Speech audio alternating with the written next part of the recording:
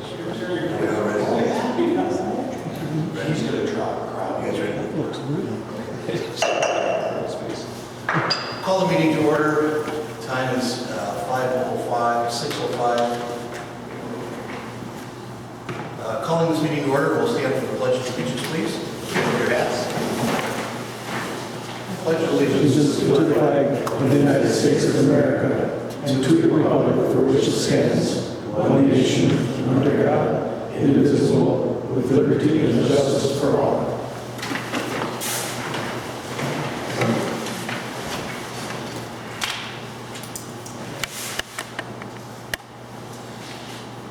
All right, if we could take a roll, Mr. Clerk. Supervisor Foster. Here. Supervisor Blank. Here.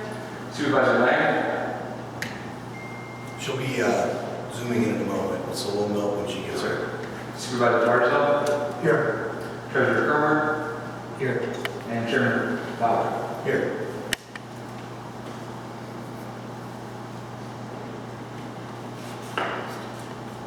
All right, consent agenda.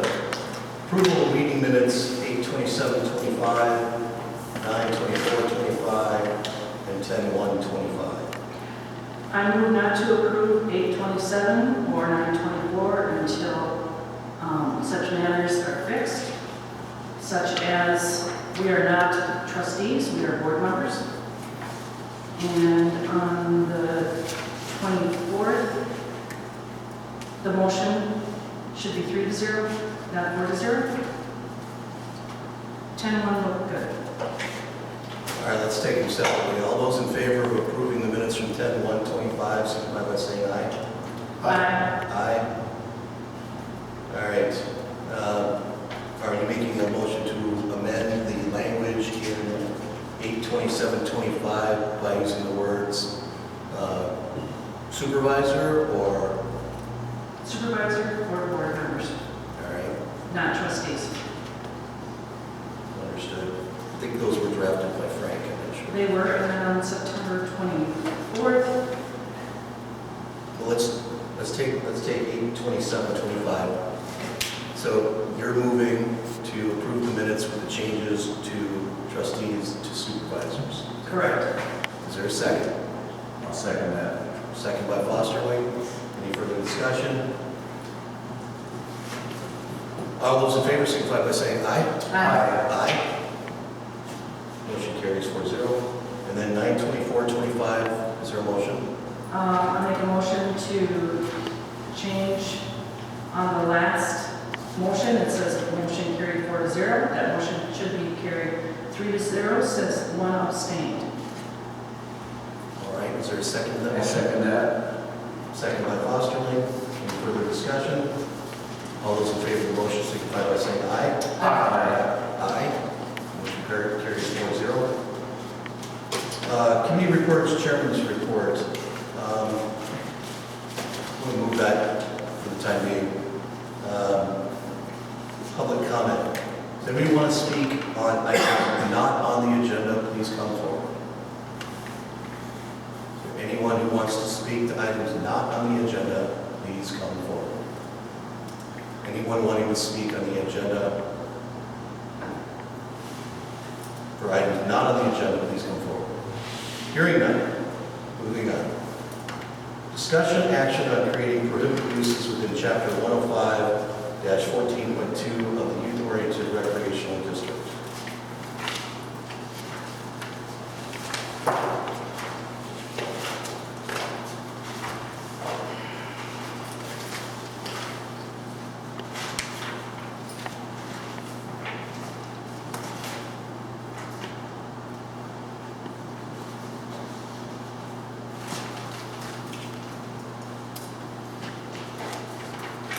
In your book at tab B6, there's a proposed ordinance change language to 105-142. What I am proposing is adding a new section with the proper lettering and number, as outlined here for prohibited uses within the new youth athletic district. purpose of why I'm proposing this is that if we are going to build a youth-oriented sports district that is suitable for children to be playing on, it would be, I think, in the town's best interest to enumerate uses that would be incompatible with youth playing there. It's a pretty simple, straightforward concept. I have a list of prohibited uses.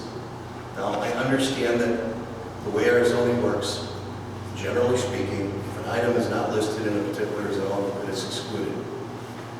But the language that I'm proposing here is, in order to protect the health, safety, and morals of the participants in the youth-oriented sports district, the town finds the following uses incompatible with the purpose of those fields. It's a statement of our town policy. It's clear for anybody who would want to develop that, even if the land is changed to a commercial district down the road, that these items would be prohibited.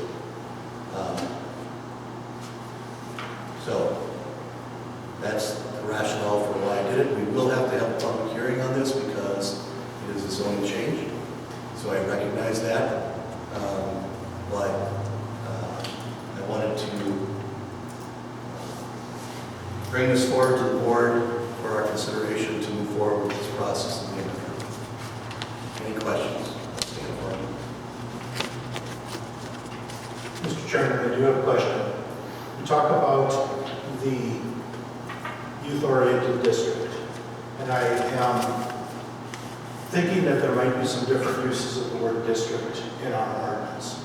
So the zoning district that we have just one parcel right now that is zoned in youth-oriented sports. And we have mentioned there that such districts can be zoned along Highway 12, east-west side of Highway 12, and Badlands and Hills. And stop me if I say anything incorrectly. So, I think the only thing that might be a little incorrect is I thought when we did this zoning district that we initially had 3 properties with this overlay. That's the only correction. Where is that overlay documented? And the reason I'm asking, and I'll let you answer, the reason I'm asking is because my concern is that somebody who is in one of the other parcels that wants to zone for, say, commercial, I don't see how anything in 14.2 would apply to that. Right, so I think it's kind of an organization issue that I am having. Now, if there is an overlay district that says these 3 parcels, just where is that documented so that it's clear to people?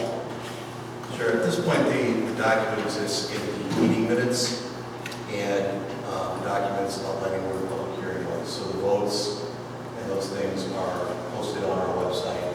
They reflect the actions taken by the board. They are not reflected in our book yet because those need to be updated periodically and have not been updated. So our code book doesn't have them overlaid. It will. Okay. And I So think it does have, I'm sorry for interrupting, please. Oh, no, that's okay. We're just talking, so it's all good. So for right now, we have to go based on the votes from the hearing to create the new sports district. And, the recordings that are potentially there. I can't remember if we had a recording at that point in time based on our own clips or not, but we certainly have the meeting minutes with the overlay and the proposal that was in the books. Then subsequently, we rezoned it. So Okay. I think there's 3 properties in it originally, according to Paul Mahler's draft document that you all voted on and I voted on. Correct me if I'm wrong on that, Alex. But now, in all 3 of those areas, they do not have to pick up and use this youth athletics zoning unless they decide to pick up.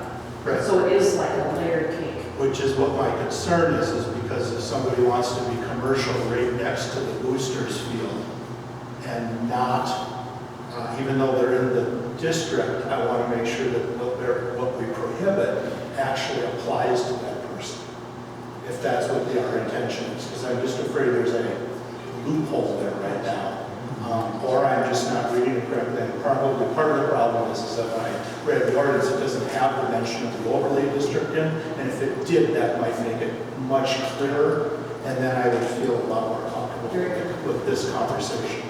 Right. That's it. That's all. Yeah, and like I said, the ordinance will be, so we use a service that does that, and so the new ordinance needs to get through their process, and we'll eventually get a book, new maps, the whole bit from them, so. Okay. But I'm hearing what you're saying is to make it sure that it's clear whether you use it for athletics or something else. These cannot happen within that area. Right. And that's your concern. That's my concern. I don't want there to be a loophole. I don't think there is, but the other thing is, nobody in, everything is currently zoned ag res. None of these are allowed uses. We're making sure though that in this overlay, these can't occur so as not to have, for example, a head shop or a cannabis farm right next to a youth-oriented sports district. Absolutely.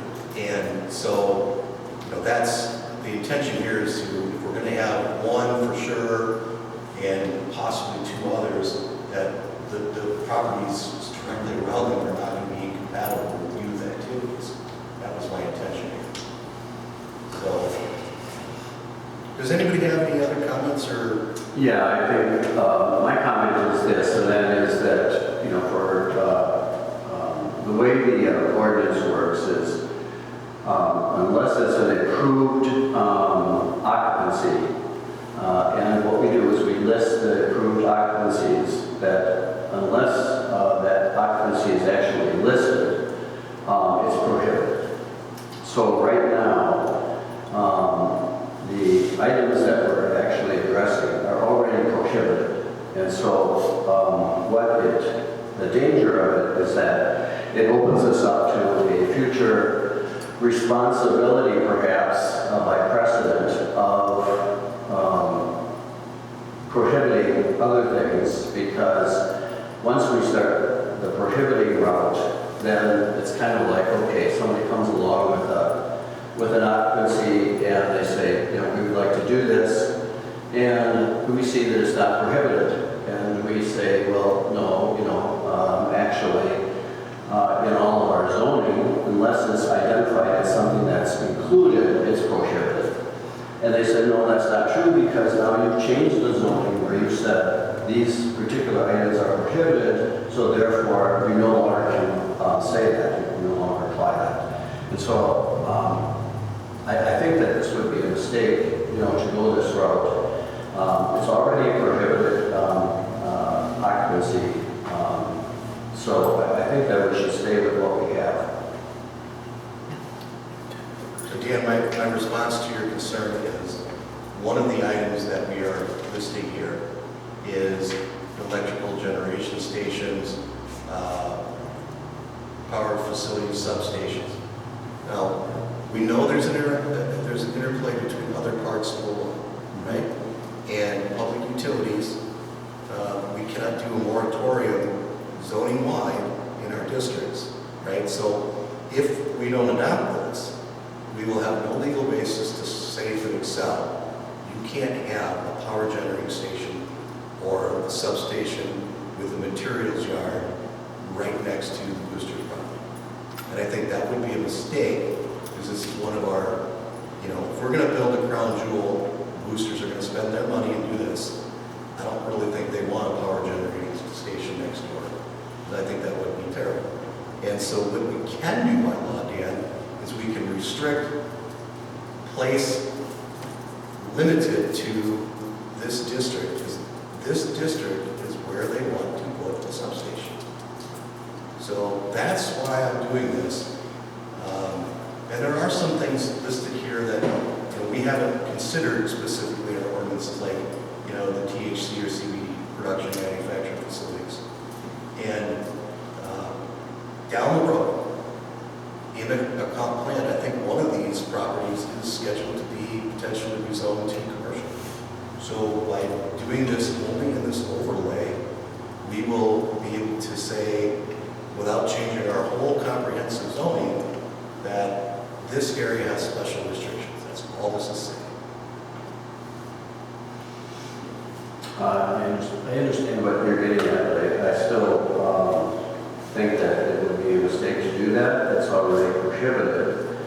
And if the Excel is planning on putting a substation in there, which is not an approved occupancy, then either they're doing it in the right-of-way or they have a special state overriding authority, which we cannot change, I don't think, on the local level anyway. So I think that's our concern.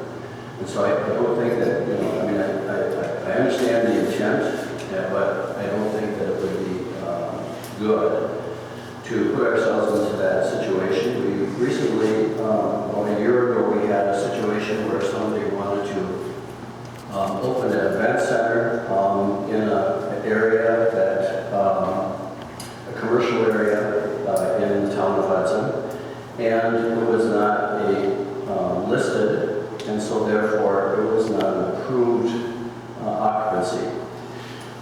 If we were to change this at this point to say that, you know, we have to prohibit it, otherwise, you know, it could possibly happen, then it opens up a box that I don't think we want to open up. Any other comments before I comment again?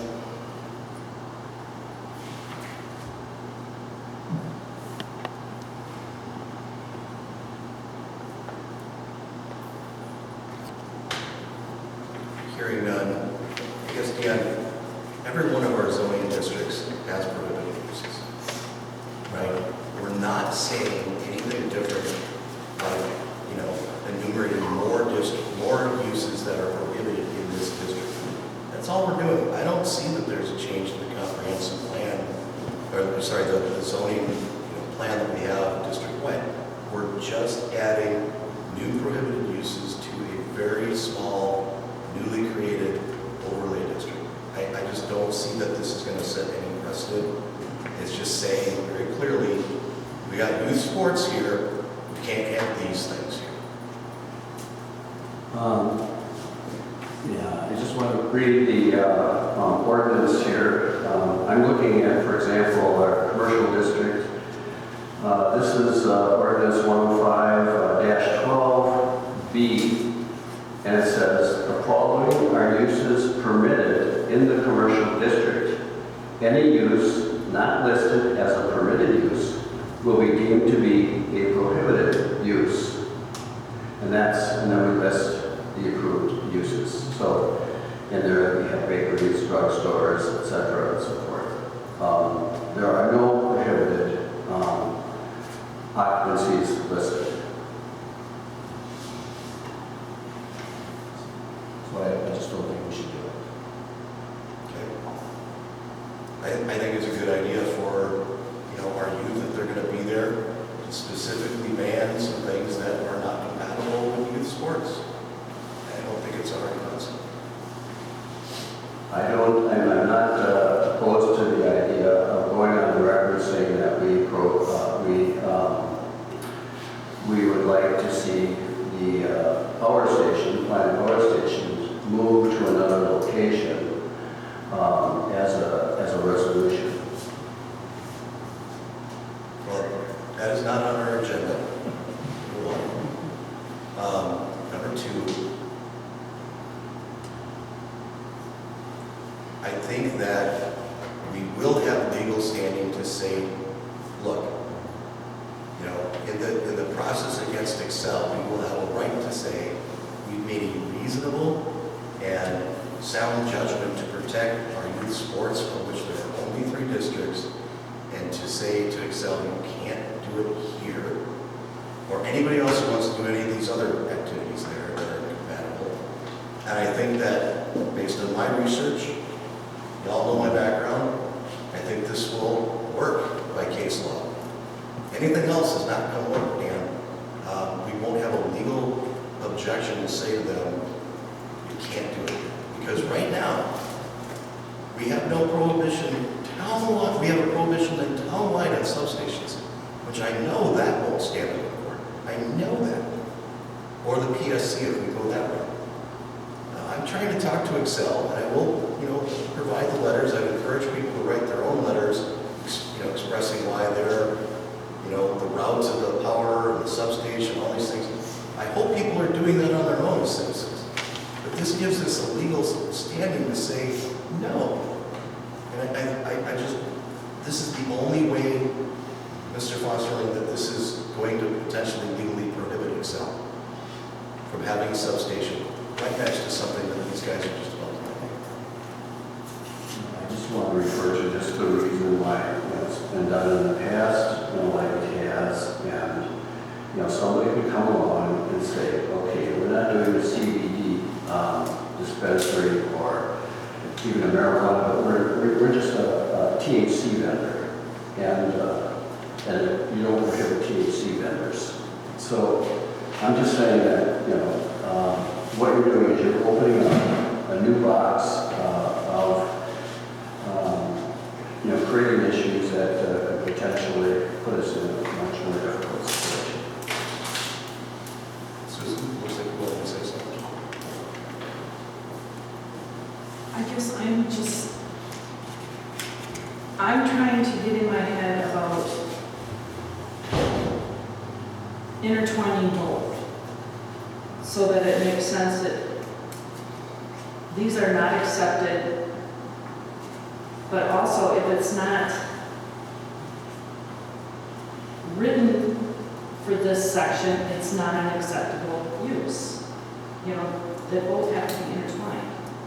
So I think the piece you're missing is our current zoning, which we say is not specifically in where it is prohibited, could be seen as a moratorium on town-wide against power substations, because that's not an allowed use, right? And so if we say it is specifically prohibited within a smaller subset, then that would give us the right to say we can enforce this because it's a reasonable restriction and Excel can exercise its powers and stuff.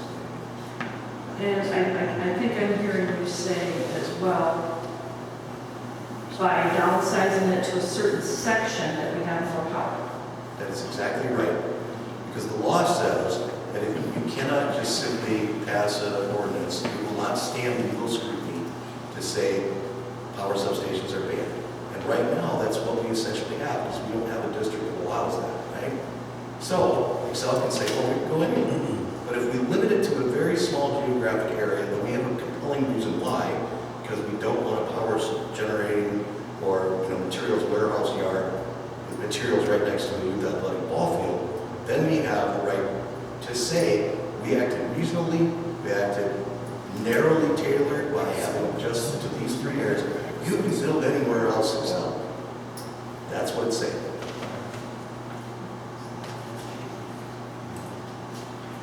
David, questions? I don't have any other questions. I was spinning in my mind if there was a middle ground to take Dan's approach and list the exact allowed uses that we want in this district, and then very strongly end that with all other uses for it, and maybe even put, for example, power stations, THC dispensaries, this whole thing, right there as prohibited uses. That might be redundant, but I'm just trying to, I understand what Dan is saying, because somebody will think of something that we didn't think about here, and they're going to say, just as Dan said, it is not prohibited, therefore I can do it. It just kind of flips it on its head. And then I understand your comment, it is much narrower, and I appreciate that. I agree with this. I was just trying to figure out a way for this to wave them together. And I don't know that. Yeah, if you look at the last, I did everything by semicolon list in detail. The last one says, and the board reserves the right to declare any proposed other use incompatible with youth athletic fields in order to protect the health, safety, and morals of the participants in the youth-oriented sports system. So we are giving ourselves the right to say, you know what, if there's something that, you try to come up with a fast one and say, oh, you said adult bookstores, I have an adult DVD store. Just as a bad example. Right, language. but that's what somebody might think of. Right, and this gives us the right then to say, no. Right. And I think this language, again, it's applying to 3 parcels in a newly created district, and we're doing this to protect our youth sports. That's the intent, it's good. But also telling Excel, please don't take, what we're about to build here, the boosters are about to build, and put a electrical substation with a materials yard right next to where the kids are going to play ball. And take one of our spots too, because there's only so many spots. It's a limited supply and demand. That makes sense to me, that seems reasonable, I missed that last sentence.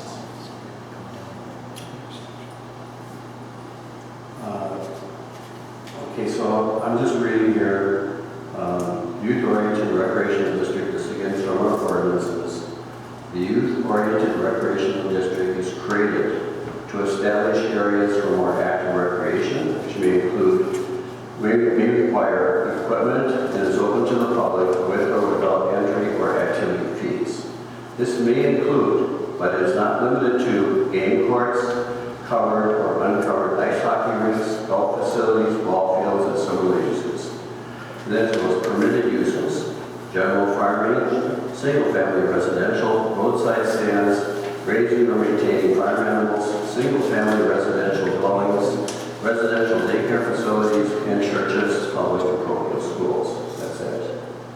Those are the only permitted uses within the youth-oriented recreational district. And Mr. Foster, those are the same uses as in ag-res, correct? Yes, because of the overlay. Right. And so what I'm saying is, that's the same that everything in this town is zoned unless you're commercial or light industrial or whatever the designation is, right? So that means we have essentially a moratorium on substations because it's not allowed, which is going to be too broad, will have no footing. Yeah, I think my concern on that is that, and until I know different, is that this is subject to state law, and so what it does is it supersedes the local, and so whether or not we can actually do this in a way that doesn't create problems for ourselves, I'd like to see a legal opinion on that. But otherwise, I just think that we're opening ourselves up to something that we don't want to have.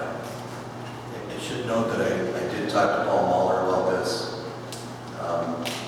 You might be surprised, but there's very little he and I disagree with on the law because we both look at it kind of the same way. And I'm fairly confident that this puts us on better legal footing than not. And otherwise, we can expect an Excel substation there. And I think we ought to, in case you haven't, talk to our constituents if they want that. And the answer is no. So this gives us a better footing. Thank you. I'll await the opinion. All right. I move we go forward with adding the proposed change of the ordinance as provided with the language in your book. Is there a second? Second, Any further discussion? I would like to add fireworks sales. I'll accept that amendment. So the motion now will be to proceed with the proposed ordinance change it with the addition of fireworks sales. Any further discussion?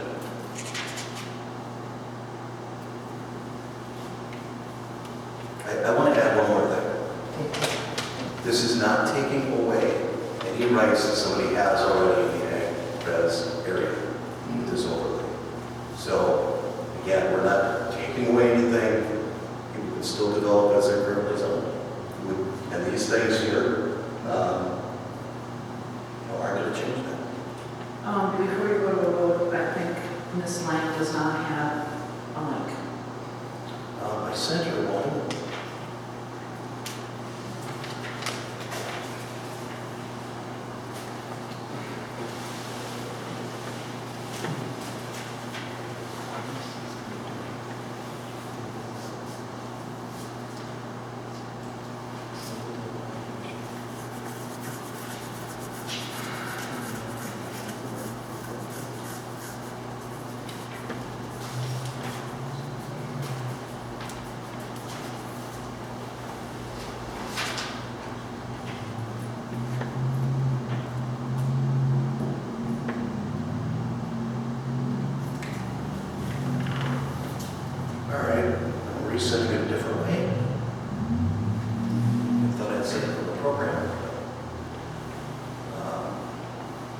has now been sent.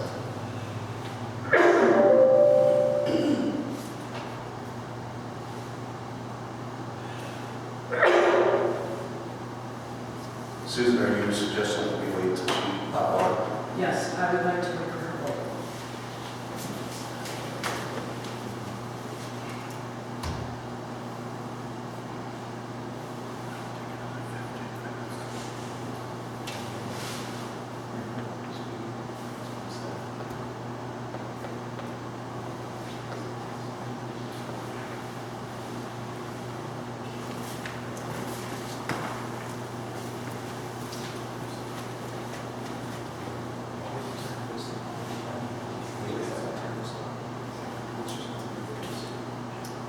Yeah, it should be power words on it.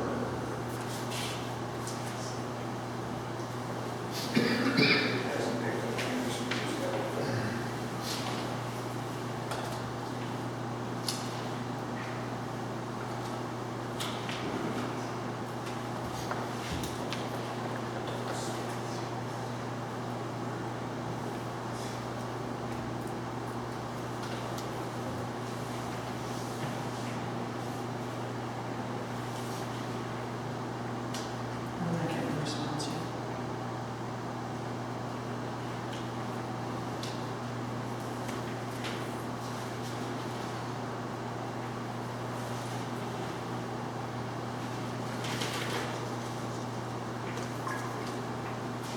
Just did something. I'll get it by next month.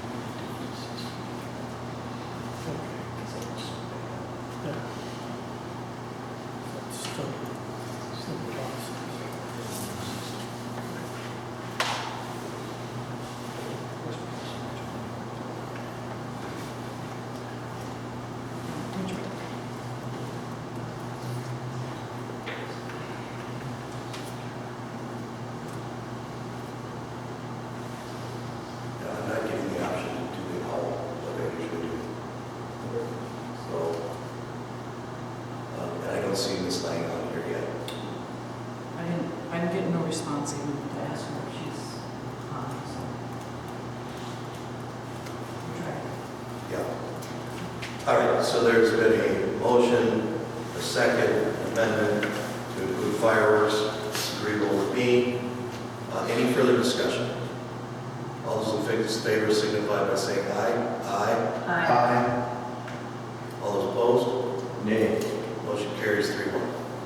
So the next step is we will have to have a public hearing to include this proposed language with the addition of fireworks, and we'll have public comment, and then if that, at the end of that hearing, we'll put it on the agenda for a vote. Okay, back to the overall agenda. Discussion action on Hudson boosters being special exception in chapter 105, 33, section C, with the development of a youth-oriented recreational facility and conditions.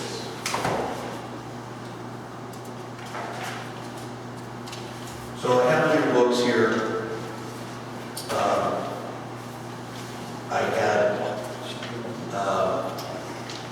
I had asked our attorney to provide a draft of what the board decision document would be, consistent with our other type of documents. We provided this. It then took the comments from the board members and tried to edit it and include everybody's comments, or very close. They may not have been word for word. And I think what we should do here is start with this document as our template. And if anybody has additions or changes, make a motion add or subtract to it. Unless there are none, in which case we can move the adoption of the entire document. Although there is item 14, which has blanks, and that says hours of operation shall be no longer than blank AM, blank PM, 7 days a week.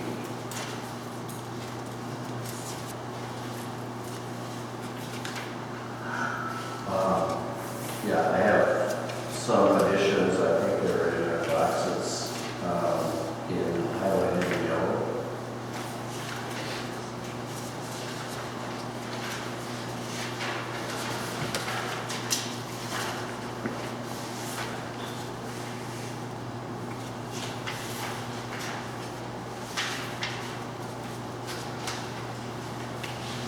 Okay, I see yours again. Mr. Chairman, do we have a copy of the document that you're recommending adoption? Because I've got, the one I have in my book ends with item 13. My input, that I did a markup on ends at item 14. I'm just wondering which is the version we're actually going to adopt and amend, or not amend, or I think there's one in my book is ends with 14. this is the clean version of that. That one is, I'm good. Okay. Everybody else have first correct version? I know we've got the old one. Chairman, can we see the conditions that you're proposing? We can't possibly come unless we're working on it. Okay, so this is the No, new. we use the document we recorded. So this must be the new. Yeah. Give us a second, we're gonna make sure that everybody's looking at the same thing. Too many versions.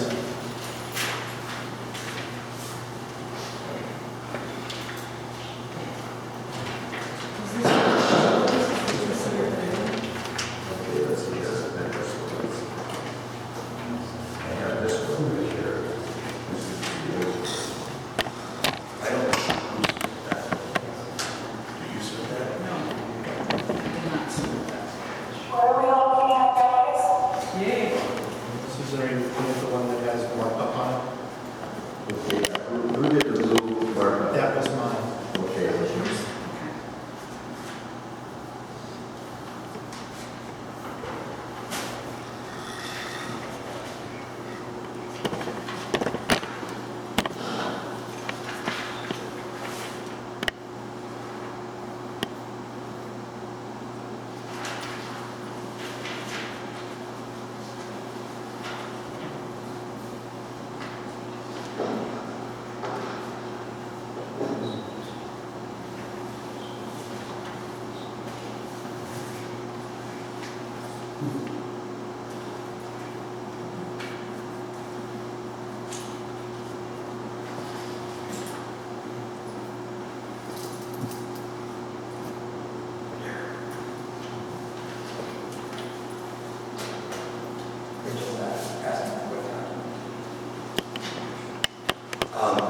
Ms. Lang, did you obtain a copy of your book today?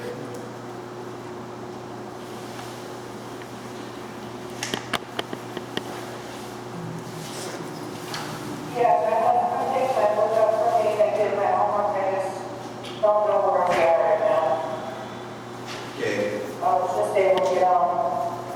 All right, so there's a draft by Mr. Barzal. There is a draft by Mr. Fosterling and a draft by me.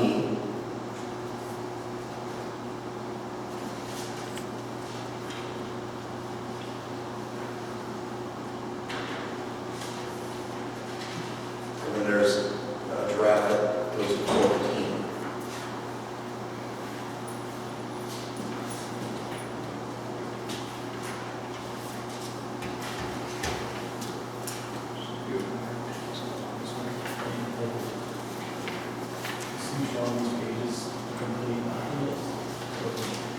So the only thing that's missing in the back two are the signatures for the chair and myself. So these are at least the enumerated points that we talked about.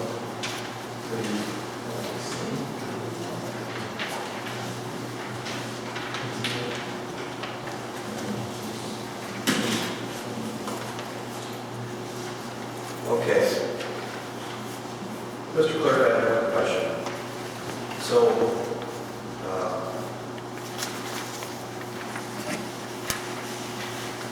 my original email did end in 13. How did we get a document that has 14?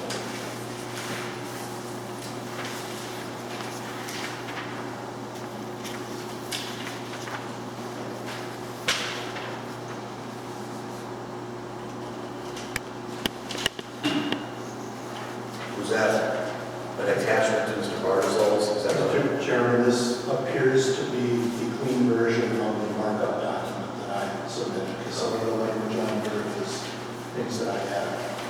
All right, so let's go, just to orient everybody.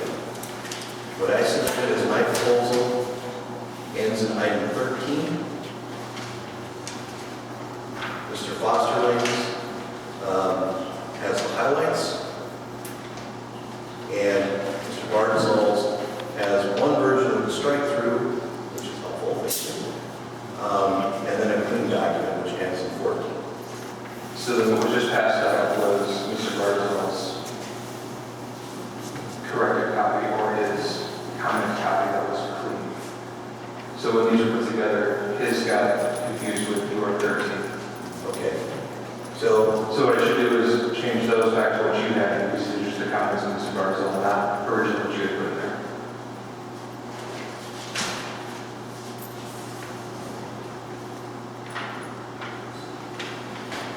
you know, I guess I would like to make a motion that we accept Mr. Barzil's proposed wording as our starting point, because what he's done is he's gone through and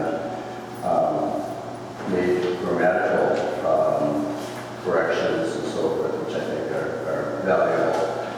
And generally speaking, I think it's a good starting point. okay. I will second that. And any further discussion about using Mr. Barzil's as kind of our base to start for additions, corrections, potential motions? I think that's a good idea. The reason we got the 14 is he had defense. Continuous further defense. That's Yeah. And then just clean up that desire. And I'm fine with starting with that. All those in favor starting with, now this is not to adopt it, but this is to use this document as our starting point for motions. All those in favor signify by saying aye. Aye. Aye. Aye. Any opposed? Motion carries 5-0. Minutes should reflect prior to that vote that Ms. Lang joined the meeting prior to that vote. All right. So starting now with Supervisor Barzil's draft. Is there any proposed additions, corrections, changes to that? Yes, I have several addressed. Items to address under the decision itself.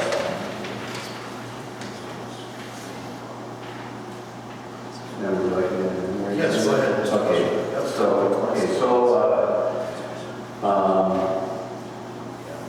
One of the things, and I understand, the intent is that, there's a gravel overflow lot referenced in item 1 as far as the document. And I think we should remove the option for a gravel overflow lot, instead requiring dedicated space for overflow. Now, it could be gravel, I don't mind, but that overflow space then should be paved if used in excess of 10% of the days the field is open. And I say that just because of the fact that we have not approved any gravel lots, and so I don't think that we want to create a gravel lot, as a approved parking area in the town. So that's my first item. That's number 1. And then If I may, Mr. President, also, decision, the number one, not the first paragraph. Yeah, it's first paragraph of decision, number one, yeah. And then going down to number 9, that specifically refers to it, hold on a sec. It's now 10. So we have 2 gravel or paved overflow parking lots to be included to provide at least 100 additional parking spots, and then I would just add to it that these must be paved if used more than 10% of the days the ball field is open. So that would be my suggestion on that. I think I would get into that.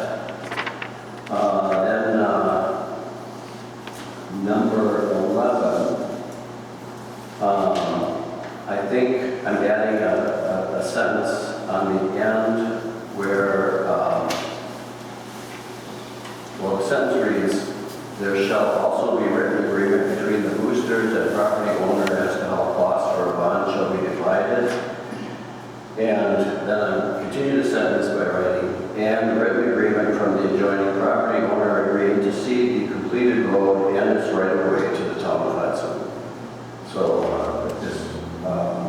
since we're actually addressing the boosters at this point, but we do have this third party that's involved, we should get it in writing that they agree that this road is then ceded to the town of Hudson once it's completed. And then I've added an item, so let's see here, we've got 14, so this will be 15, and that I would add that this approval is subject to all state and county engineering evaluations and is subject to and contingent upon compliance to all state and county requirements, including those applicable to water, runoff, and containment, wall and septic specifications, highway access, etc. And it's kind of a catch-all at the end. And then also number 15, all legal and engineering expenses necessary to the approval of this project are solely the responsibility of the applicant.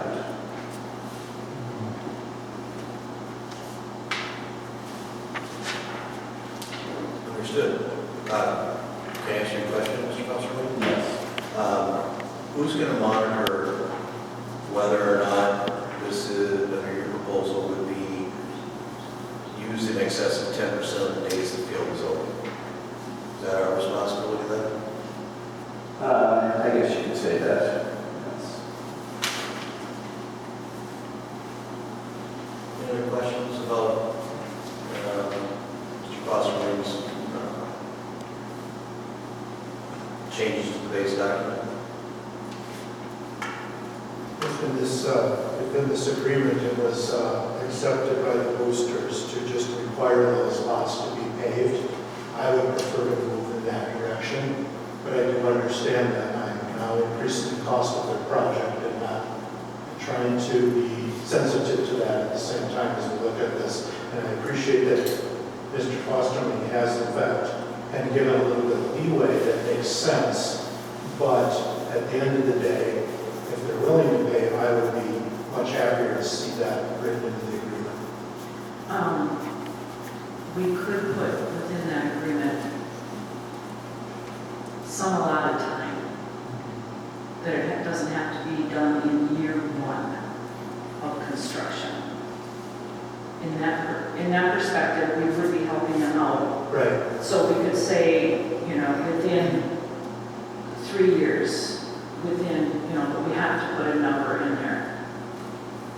And that might give them a little wiggle room, and then we would still be staying within our ordinance of having everything paved and not going outside that realm.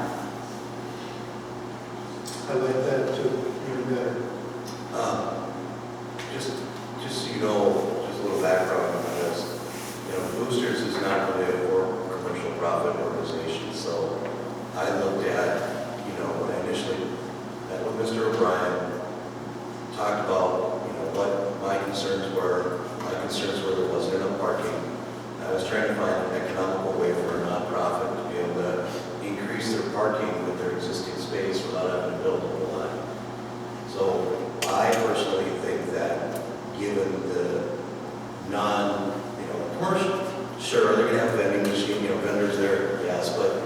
it's not a commercial venture per se. This is for kids to play baseball. And so I know that our code does not allow grass parking for sure. We know that. So I thought a compromise would be to put in gravel. That's something I committed to the boosters. I'm going to stand by that. I think gravel's fine. I think it will increase the cost. My own personal viewpoint is even with this lots, whether they're paid or not, I don't think the boosters are going to have enough parking for what they need. But it gets close with these additional 100 lots. Mr. Chairman, there is possibly another compromise. Oh, I'd love to hear it. Instead of gravel, we could require blue trap rock. Blue trap rock is more expensive than gravel, but it doesn't have the dust factor that regular gravel has. There is that option as well. Let me just level with everybody here. My concern is that we need adequate parking for this because I don't want people walking to it and I don't want people parking in the neighborhood. How we get there, again, I was trying to be cost effective for boosters. I'm more of the two proposals and more to be uniform. Sure, paving obviously will be uniform throughout, but I think we have to recognize that this is a little bit different organization than, a Wendy's or a commercial, that's their sole purpose. I just don't want to drive up the cost for them. That being said, if there's not enough parking or this goes haywire, I would be the first one to say let's pull the plug on it. But I'm not sure if we need to have costs. I do like the idea that you submitted in your draft that says, let's just say 100 spots. Forget this plus or minus, let's be precise, I like that. Other thoughts, discussion, this is our chance to hash this out, so I think we should take careful time and hash it out. I mean, there's another solution for if it does end up being gravel, which nobody wants. That they would have to treat them. And there's chemical you can get right at Flea Farm and put it down for dust control. And it's environmentally okay. And that would help with the dust control as well. So if they did do gravel, what I'm saying that there'd have to be a dust control. If that, we do it on that way. I would advise us just to allow them to have gravel lots. Dan, your thoughts? I'm sorry, I didn't catch your last statement, your last sentence. That if we would have any type of gravel lots, that there would have to be the maintenance on there. Yeah, For the dust control. Your last sentence, was it that you said that you are for gravel? No, I'm not for gravel, because it's not cohesive. I think that, the concern is that, again, I think that the boosters, as far as being, good neighbors, would want, not have a dust issue. And, if we're saying that they need more parking spots than, what they're initially proposing, then I think, we should,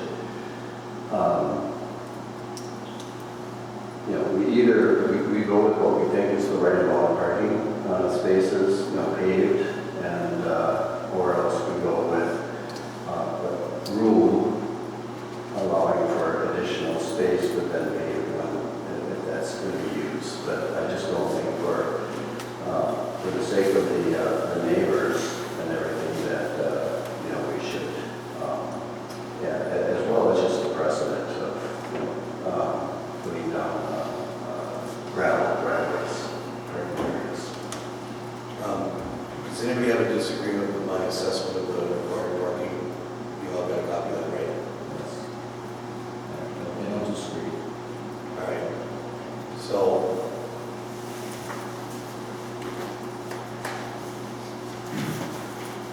just so it's clear for the record, I'm going to use my viewer here for a second.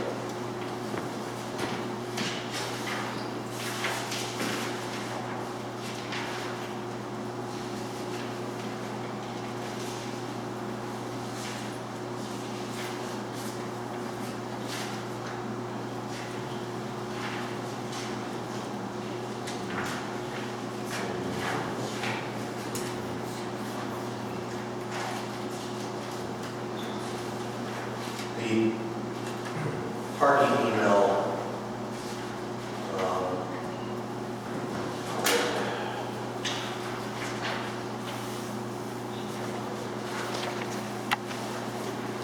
this is in full transparency. I don't want to not have the public be able to see what it is that we're talking about.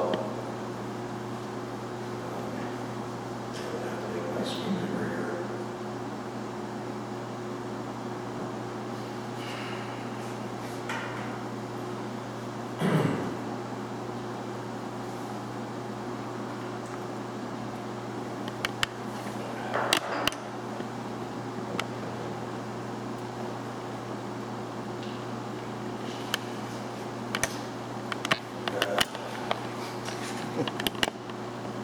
One of those dates to me.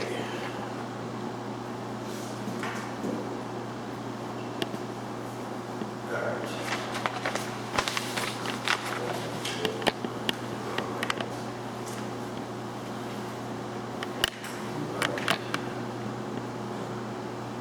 I don't know why that's flipped. You can't see that, can you? No. It's backwards.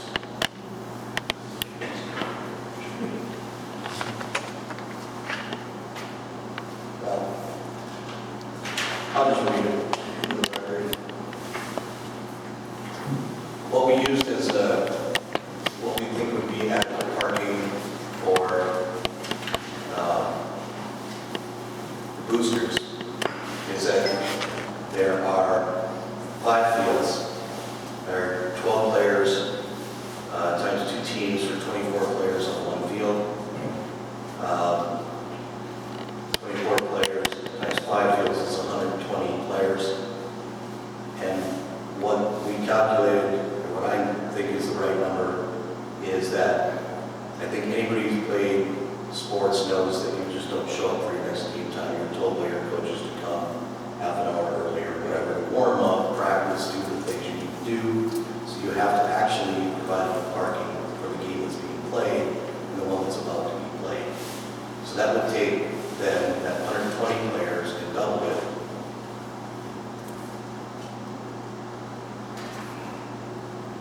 And then the question then becomes, how many cars per player? And I think it's reasonable and realistic and prudent to assume 2 cars per player. That's because a significant amount of families will be separated or divorced that will have each parent arriving in separate cars. With a new ball field, many grandparents will also be wanting to watch their grandson or granddaughter play. This could be 2 sets of grandparents per player and thus 2 more cars. Even in 2-parent families or single-parent families, often scheduling parking parent to arrive separately. While certainly there could be just 1 car per player, there could be as many as 4. So therefore, 2 is a safe and reasonable estimate for the number of cars per player. Now, there's also our expectation, our understanding is that there will be a number of coaches, 2 per team per field. There will be 2 umpires per field. And then there will be booster staff and vending personnel, volunteers, for a total needed of 30 additional parking stalls. So in reality, at any one point in time, especially in the tournaments, there could be as many as 510 stalls needed to have adequate on-site parking that won't spill over. This is not a situation where we want pedestrian traffic as opposed to other locations that might have it. This is on Highway 12. I did meet with Mr. O'Brien, as I mentioned in public here many times, that I told him that I wanted 100 extra spots for 278. I don't think that number will be sufficient, but I think it's worth giving it a shot. So we all agree on the framework of how we came to our required parking stalls. Mr. Barzell? Yes. Ms. Blank? Ms. Lang?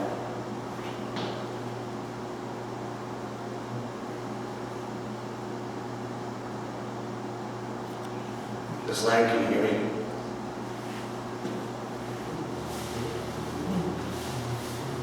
I don't know if she can.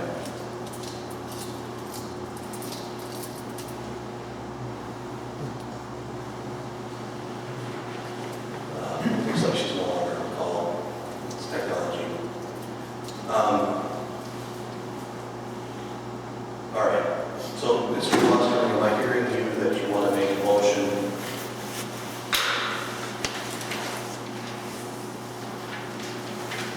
to I think in item 9, they actually 2 gravel or paved over parking lots, subject to required paving all the year if used 10% or more days of the water source. okay, so that's what you want. Again, are we going to monitor the 10% or just require paving with a certain amount of grace period of time? Yeah, I think that, I mean, I think that they can monitor it, themselves too, pretty obvious when it's over a while. We would see it.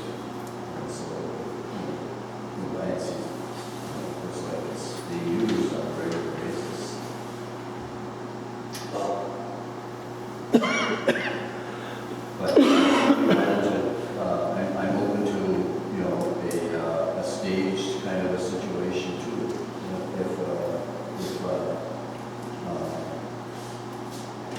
that, all lots, used, don't have to be paid within 2 years or 3 years or something like so are we going to have gravel in that first couple of years?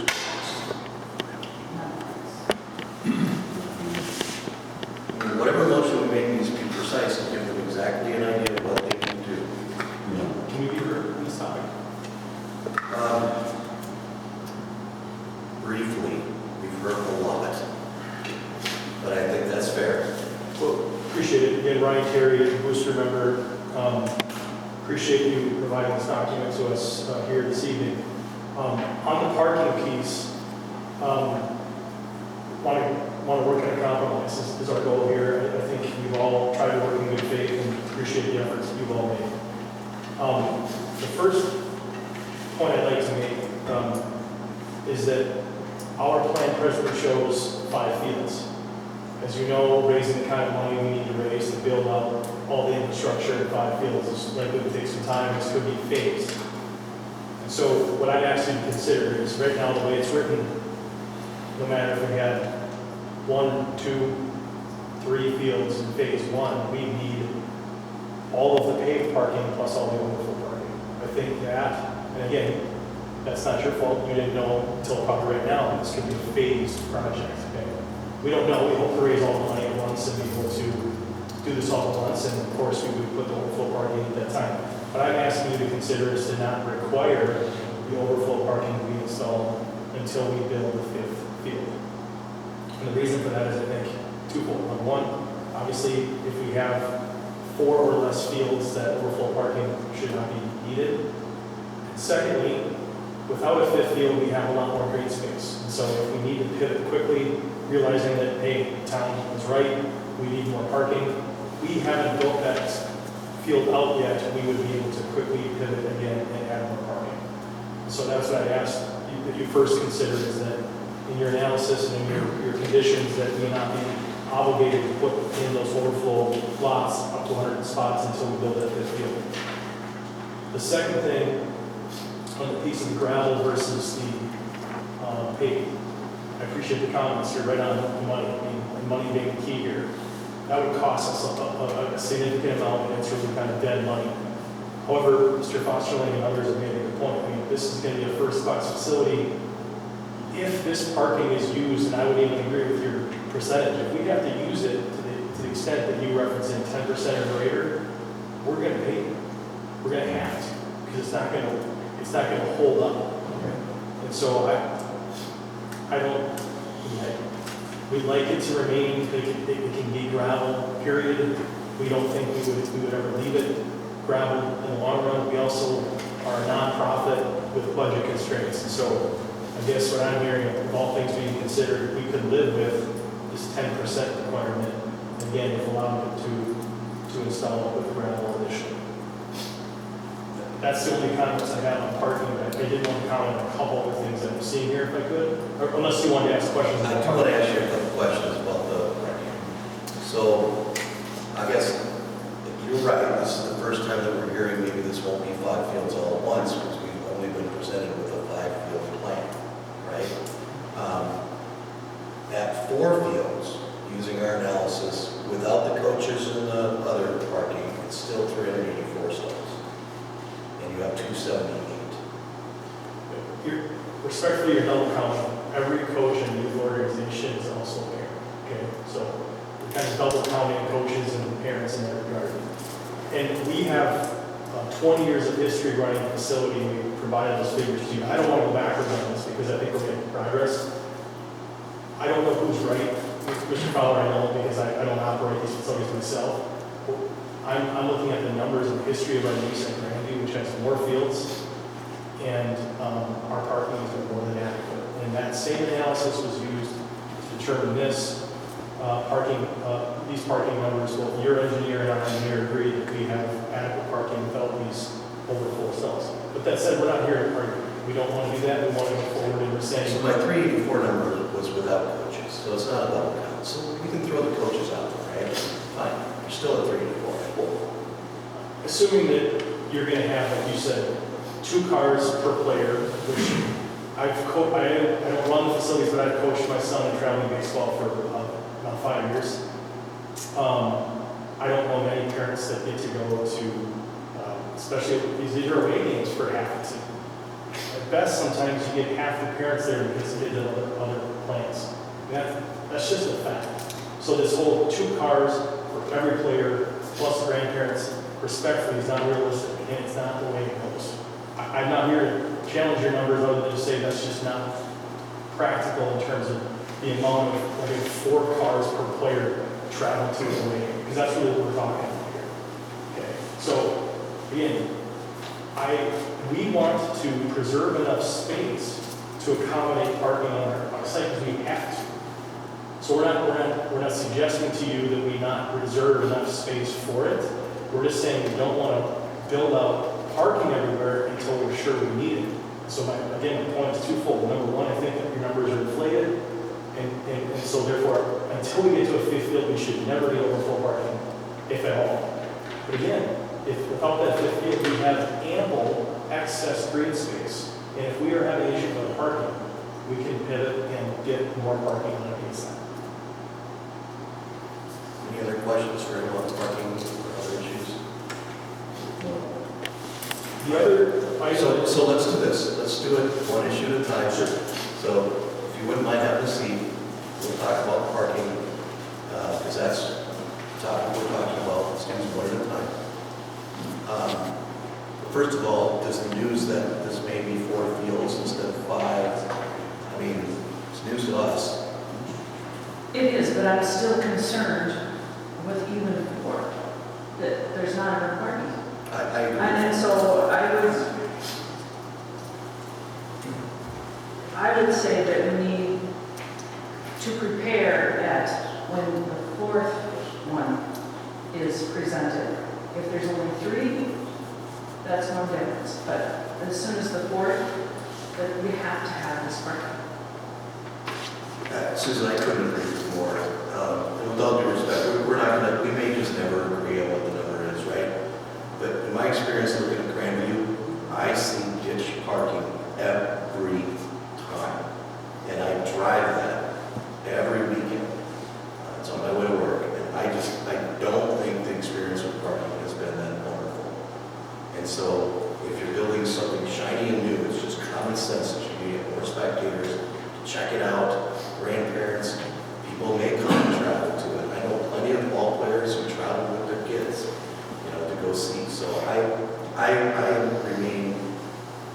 lockstep and barrel with what you just said, Susan, and I think that we need to overplan parking, because you can't undo it once you got too much. So, so what's the proposal? I don't want to be making all the motions. I guess what I would be willing to do would be to change 9 to read paved overflow parking lots shall be included to provide not less than 100 additional parking spots at the time the ball field exceeds 4 fields. And I understand that there might be, in between time, there's a possibility of some parking on the grass because there will be more grass available. But I do think that that's a reasonable approach. And I say not less than 100 because if we do find out that, there's more that's needed, then we'll address that at that time. So just, again, using our numbers, So I know we're a little bit short because, we're less than 4/5 set out of the box. right. Susan, do you have any comment? I would say they have a kick in after the 3rd floor. But that's just what I see. Mr. Bartel? I like Susan's proposal to have it kicked in after the 3rd. Dan, will you accept a friendly amendment for 4 to 3? Yes. All right. So, what I understood is you are motion by Fosterling, I'm just going to try to restate it as best I can. Motion by Fosterling to amend item 10 Yes. to be, you go ahead and state what you want. Okay, so the statement would read, paved overflow parking lots shall be included to provide not less than 100 additional parking spots at the time the ballpark exceeds 3 fields. And you're saying pave. Yes. That says paved, that's the first word. I removed the 2 gravel, I just started the sentence with paved overflow parking lots. All right, everybody understand the motion? Is there a second? I would second. Whatever you said, Mr. Clerk, who did what? I heard Supervisor Blank. All right. Ms. Land, do you have anything to add to the discussion at this point? Is there any way we could have them at 100 additional spots and then give them some sort of variance for a period of, say, 2 years? And in 2 years, we revisit it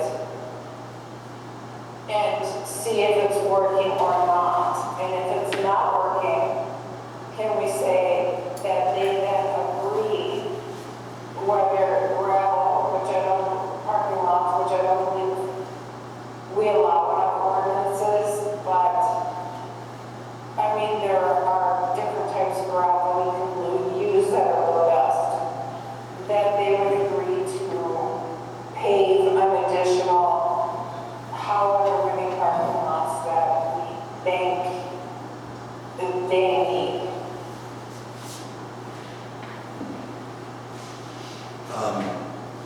Did everybody understand Rachel's comment? You're okay? I just have a question again. So, are we saying they're good with the 278 paved that they're proposing now until they exceed 3? Is that the understanding that of Yes. your motion? Mm-hmm. So they can build 3, they've got the paved lots that they've already proposed, but then when they build the 4th, 100 paved spots kicks in. Yes. All right.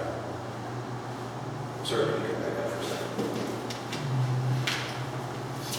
So here's my thought. You're already going to do 275 275 to 278 paved, right? So your proposal, right? Will this work for you? Could we build in a grace period and have it paved? Within 1 year? Could we get two? And the reason why I'm saying that is that the whole within one, depending upon conditions, timing, all that, it can be, 6 to 8 months before you get it down and come back in and repave anyway. I'm just worried about the timing of the thing being done. How about, could you live with pavement within 1 year? If it's not going to be feasible within 1 year, come before the board and ask for an extension. Dan, will you amend your motion to reflect that? I'm not sure if I'll amend it for the, so you're saying essentially that it would be paved overflow parking lot shall be included to provide 100 additional parking spots at the time the ball field exceeds 3 fields Within 1 year, within 1 year. and the boosters may come to the town and ask for an extension on good show. Is that acceptable? That's acceptable. Mr. Clerk, did you get that motion down? Okay. All right. Any further discussion on the motion by Fosterwing? Hearing none. All those in favor signify by saying aye. Roll call, please. Supervisor Fosterman? Aye. Supervisor Blank? Aye. Supervisor Lang?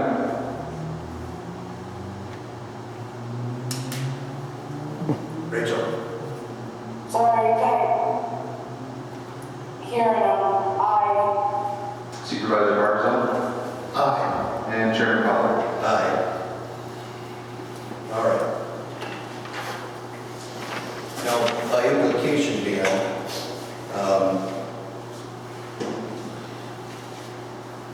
should we, using Mr. Barzal's as an example, but next week we'll come back here.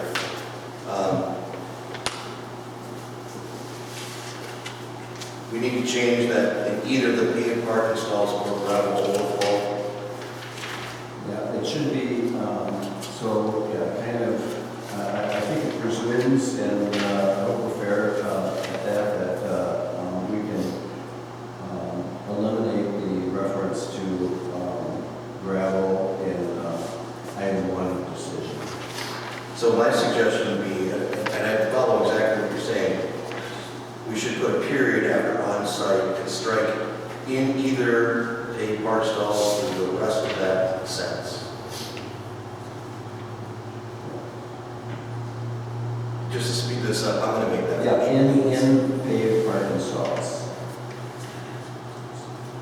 Well, all we need to do is say on-site in the paved parking stalls, period, and then delete the rest of the sentence. Yes. All right, I'm going to make that motion just to speed things up. So the motion is from Barzal's proposal, language would say, field shall be on-site, delete the comma, delete the in either, and say, and delete the paved parking stalls, period, and then strike the rest of the sentence. Is there a second? I'll second. Any further discussion? Mr. Clerk, did you get that motion down okay? And obviously you heard the intent, so if I misspoke at all on it's making that sentence read properly. The only changes would be grammatical in that sense, not any words. Understood. All those in favor, voice vote is fine. Aye. Aye. Aye. Aye. Any opposed? Motion carries 5-0.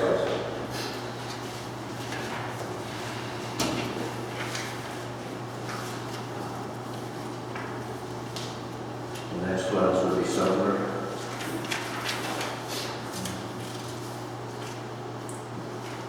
So I am proposing that the sentence, last sentence of item number 11 will be extended to include and written agreement from the adjoining property owner agreeing to cede the completed road as right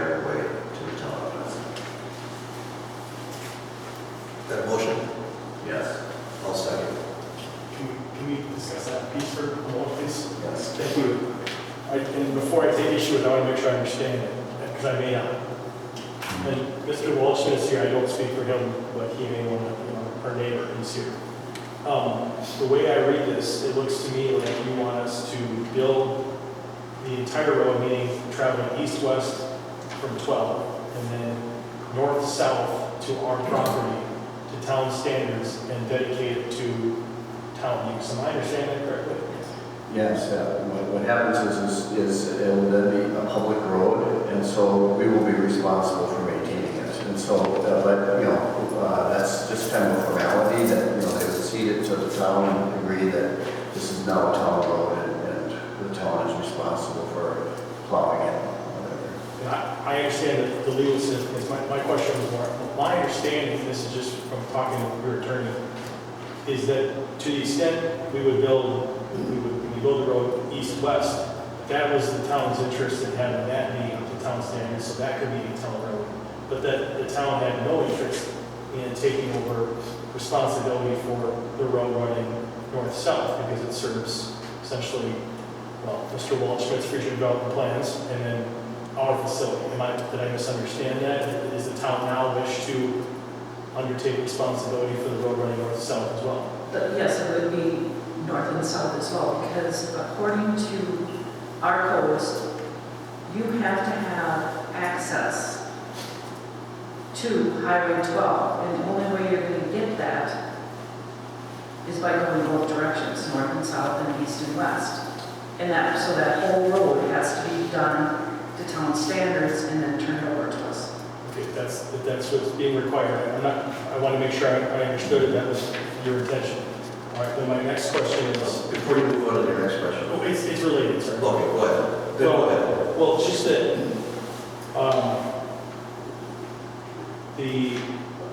it's to include a turnaround or roundabout at the entrance to the booster property. And I want to understand that. Because obviously when you enter onto our property and travel to our field, we have, 300 and some spots, lots of parking spaces to be turning emergency vehicles around. So what's the rationale behind having a turnaround at the entrance right now? So real simple, I just looked at your original plan, and there was a turnaround, right, the entrance to your, it even went on the neighboring landowner's property. So I was going off of what you submitted to us, that it didn't appear to include a turnaround.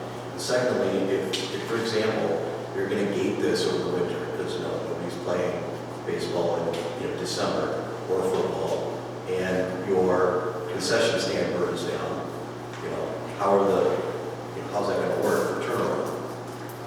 So that's our concern there. So I hope I answered that as quickly and succinctly as possible.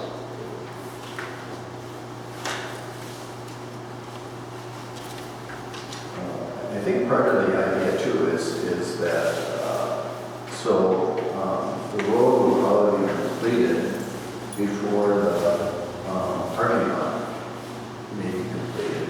And so the road might be just a stub there, and the parking lot, no place to go turn around. But if you are saying that, the parking lot will be put in right away, that might change things, I would think. I think it's still a non-through public road, which needs to have a turnaround at the end of it. I agree. It would be better. And the other comment I was going to make was that, I added this language after hearing the discussion from your neighboring property owner who's here tonight. And so the discussion seemed to be that you guys can work it out. So we're just requiring that. So we shore the certainties of it. Again, obviously we just are seeing this for the first time now, so there's some questions. And I won't speak for Mr. Waldschmidt. We have been in constant discussions, and I'm confident we'll have no issues and everything. So. Right, and just so you know, part of the reason that, I leave it to you guys, that's why I said, just whatever you guys decide, you come to an agreement, you decide the costs, all those things, you guys work it out. Was there any questions on that topic? So. Okay, thank you. I just wanted to add that, though, that the county snow plowers, they if it's stubbing, because it's easier to plow, because when you get a big round space like that, it just takes a lot more time. And so we do have some T-type tournaments, and they prefer that. But, again, we do have a concern about trucks, coming in there and, how they can get around. And Dan, I think when I included on the original language, I said include a turnaround or roundabout, so I think that would encompass the T as well. And then if your proposed amendment here to say it applies to all state and county engineering evaluations, and the county says, well, we'd rather have a T, we're covered there as well. So for that reason, I would add, I'm just trying to speed things up a little bit here, folks. I would make a motion that we add item 15 to Bartlesall's working document that is exactly stated as item 14 in Dan's proposal, which reads, this approval is subject to all state and county engineering evaluations and is subject to and contingent upon compliance with all state and county requirements, including those applicable to runoff, containment, dwelling septic specification, highway access, etc. Is there a second? I second that. Any further discussion?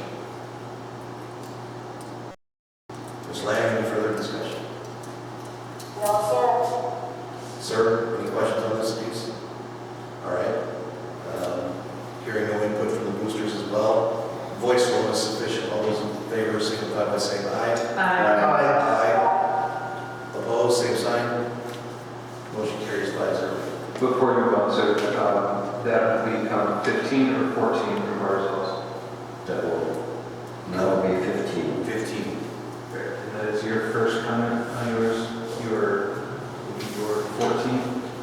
It was my 14, now will be 15 on the mark, so. I gave my sheet though, so. Okay.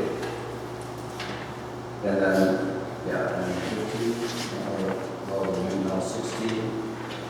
Yes, do you make a motion to approve your language on your draft 15, which will become the working draft of Bartlesall's number 16? Are you making a motion to use that exact language? Yes. Okay. Is there a second? Second by Bartlesall. Any further discussion? We don't have. Ms. Lang, any discussion? no. All right. So that language for the public record says all legal and engineering expenses necessary to the approval of this project are solely the responsibility of the applicant. Any comment from the boosters? Okay. Hearing no further discussion, no comment from the boosters. All those in favor, voice vote signify by saying aye. Aye. All right, now we need to do the hours of operation. What hours are you seeing? I believe our application had 6:30 to 10:30, here's your review. 6:30 to 10:30 mirrors Grandview. For all practical purposes, that early time frame is, arrival of people to set up concessions. I can't think of a tournament I've been a part of where anybody's arriving, player clients at 6:30. Even for 8 o'clock games, 7 is, that's about as early as it gets.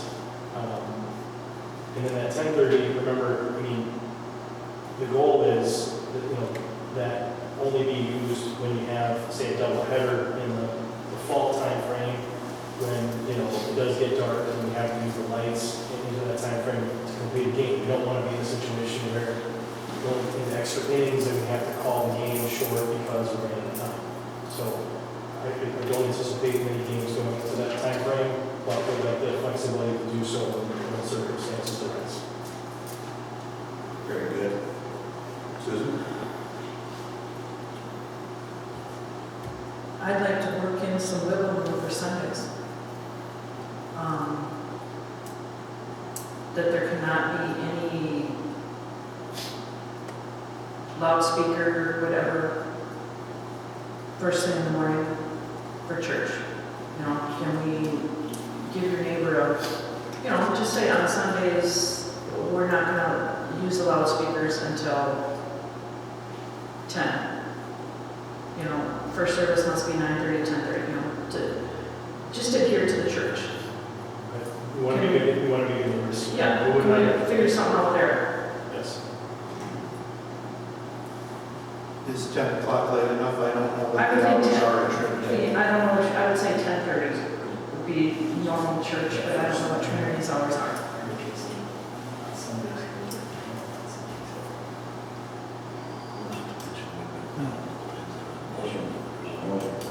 Just the noise. Yeah, I mean, common is you already have a noise ordinance which would require our decibels to be low enough, so it's not to presumably impact them. We want to be reasonable here. Okay? Well, I'm just wondering, won't that impact your tournament? Because you're definitely going to have games at 8 o'clock or 9 o'clock, right? It will.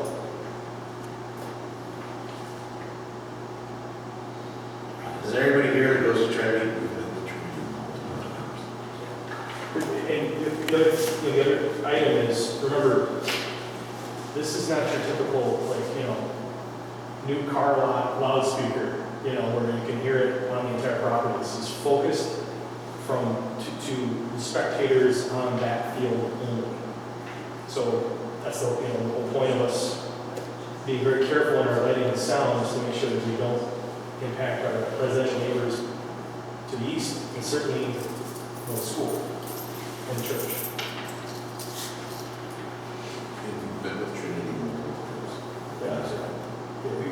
Yeah, we have that with Trinity all the time. They have it on the side. I personally think this is a good veto position, Susan, because weekends, let's be honest, it's prime time for these tournaments. Sunday morning is going to be, every tournament they have is going to have Sunday morning. And if we, you know, restrict the loudspeaker, we already have our noise ordinance. I kind of agree with the boosters on this, that this is a selling point for them. We have had a year's worth of hearings, and I have heard nobody from Trinity object. So I guess I understand your sentiment. I think it's a thoughtful requirement, but I think that, you know, they've had a lot of opportunity to come and say, no, I'm not worried about noise, and they haven't.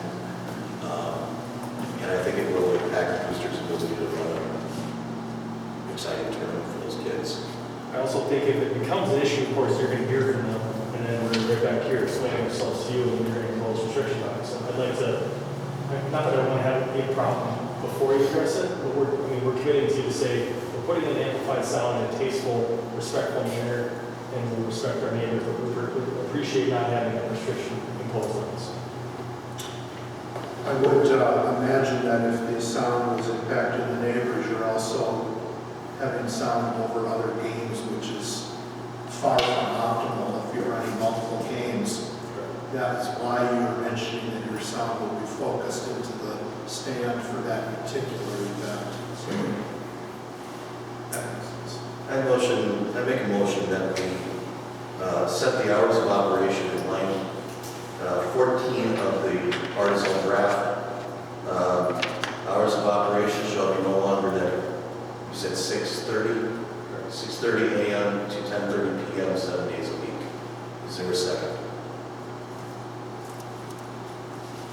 I'll second. Any further discussion on that motion? Hearing none, voice vote will be sufficient. All those in favor signify by saying aye. Everything he said, but didn't they say that they had nights of practice where sometimes they would be out there until like 9 o'clock at night and then they have an hour to shut down? I think this is supposed to include shutdown time, right? So how would they close down then and be out there by 7:30? She misheard, right? It's 10:30. Yeah, 10:30. It's 6:30 a.m. to 10:30 p.m. Oh, 10:30, I thought he said 7:30 p.m. My bad, I'm sorry. Most of the year you would meet lights with the 7:30, but anyways. All right, thanks for the clarification, Rachel. Yeah, 10:30. And that our understanding is that will be take down time, but again, if there's ongoing issues, we'll have discussions, obviously. So, we were at the stage of voting on that, so all those in favor signify by saying aye. Aye. Opposed? Motion carries 5-0.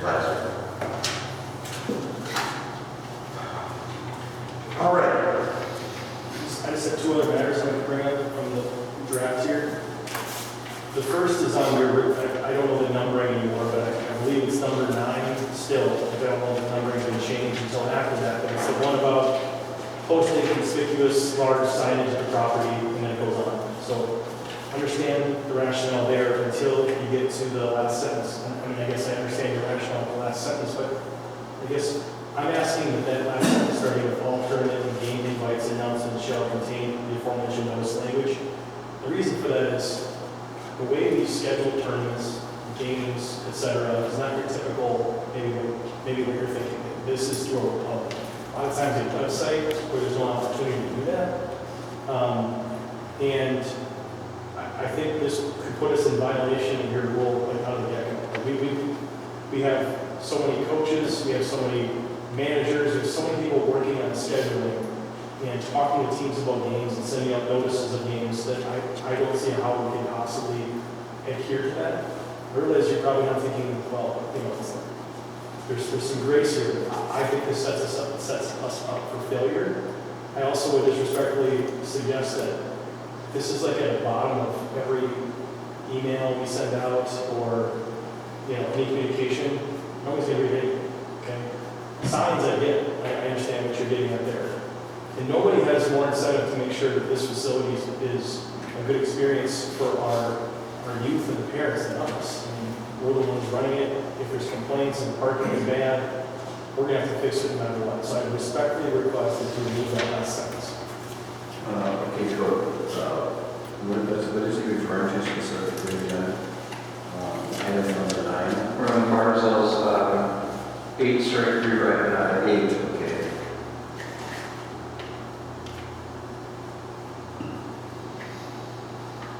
Well, we agree to put it on your website? Yes.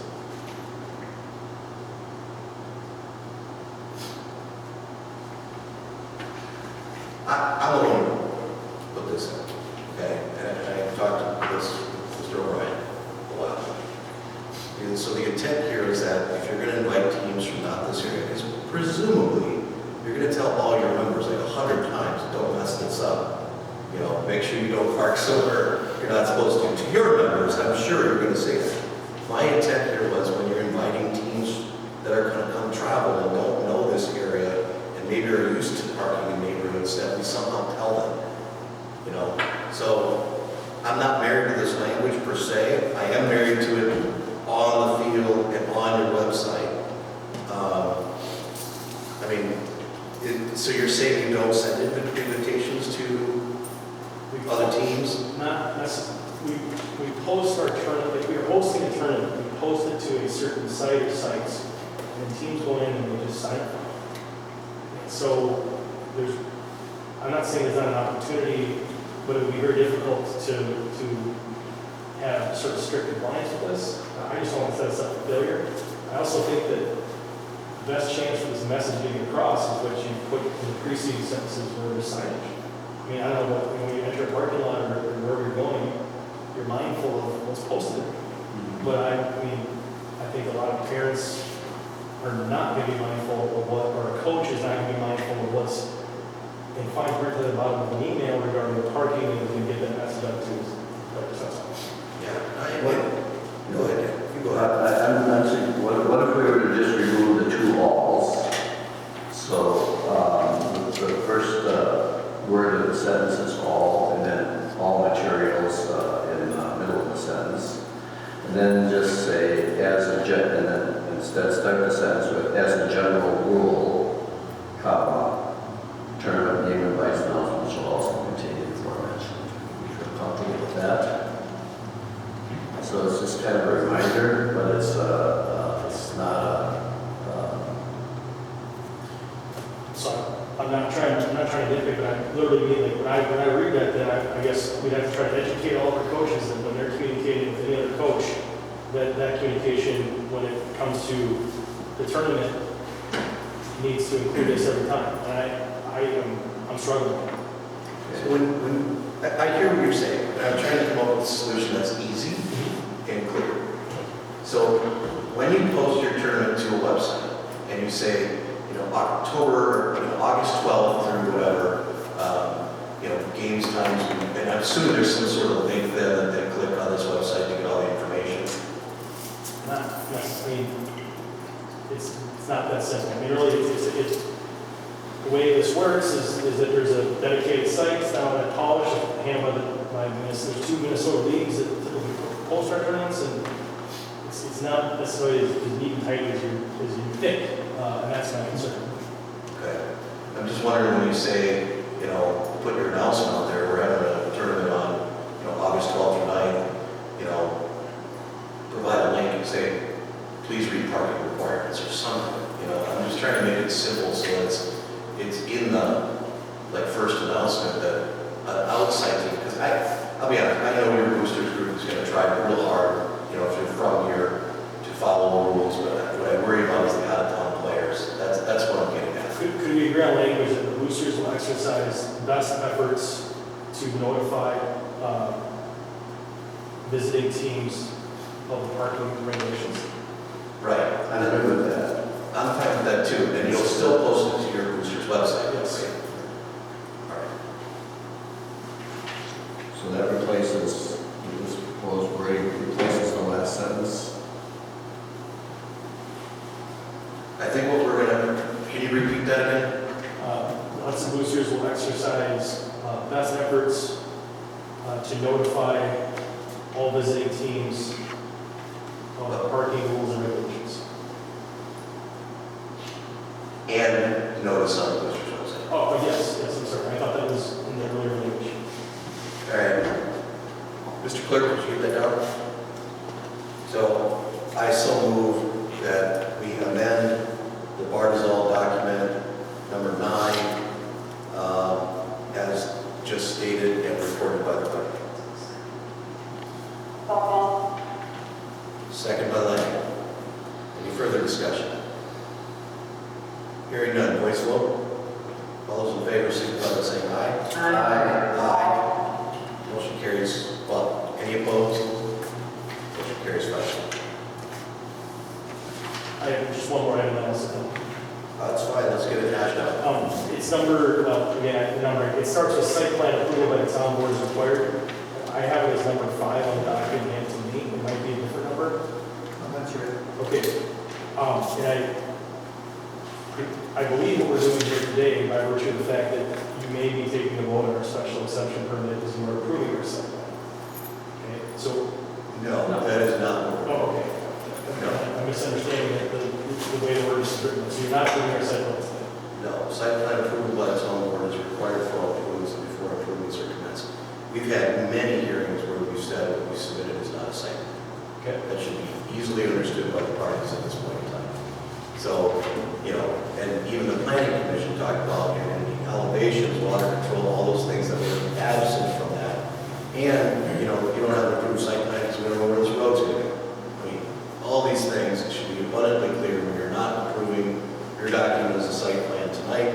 We're, hopefully by the time we get through these, we are going to approve your special exception so that you can get started on the project. Okay.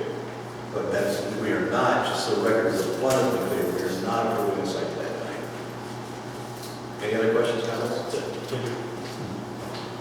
I have a general comment about the findings. Mr. Buttersall, I think you did a wonderful job of recommending some changes, as evidenced by the fact that we're using your document as a template, so thank you for that work.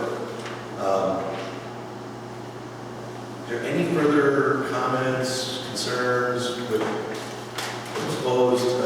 Mr. Chairman, I have some input from some citizens, and so it's just I'd like to share that Yes. and see if it's something that the board is interested in. So one of them was no advertising signage visible from the road.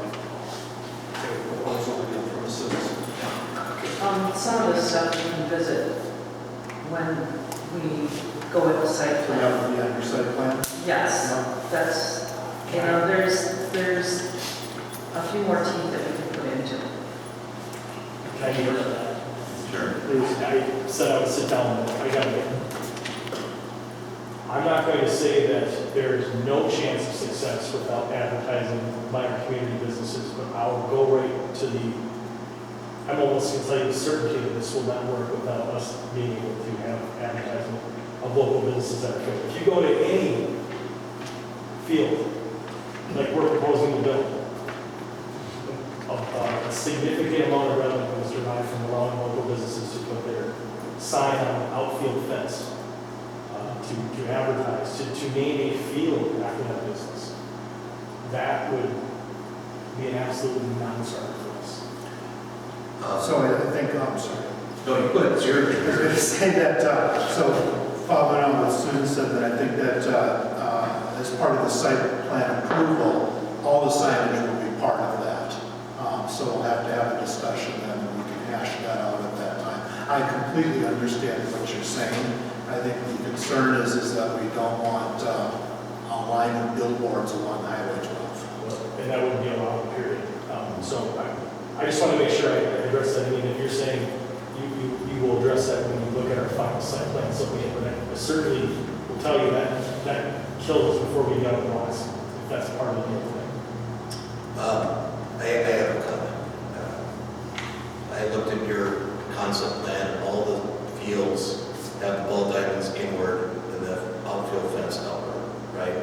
So realistically, how much of that would really be visible from the road? Well, it depends on what vantage point you're looking at it from. I mean, and that's why we can't possibly, even at this point, allow that. I mean, you make the decision, but I'm just telling you that'll kill what kills.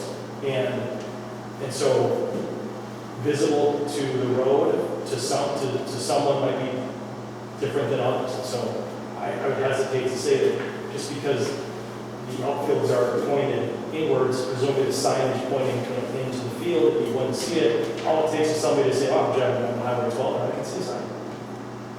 No, I get what you're saying, but I mean, I bring this point up because I don't think that, I think there's ways to do your advertising that, raise you money that you need.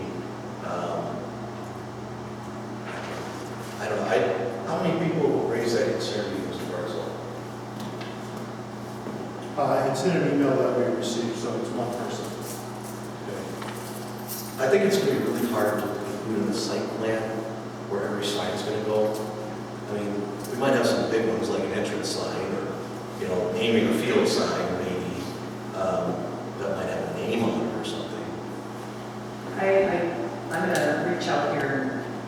I believe from the comments that I have seen in the past, it's the signage on the outside of the fence facing out to the highway. That's a very big concern.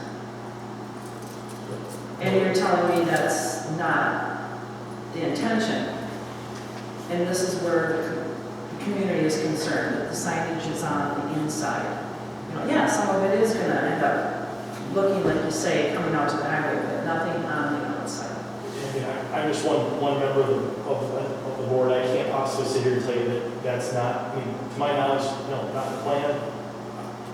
I would think that most of the signage would be pointing inwards to the field where the spectators see it. And I guess that's all I can say at this point.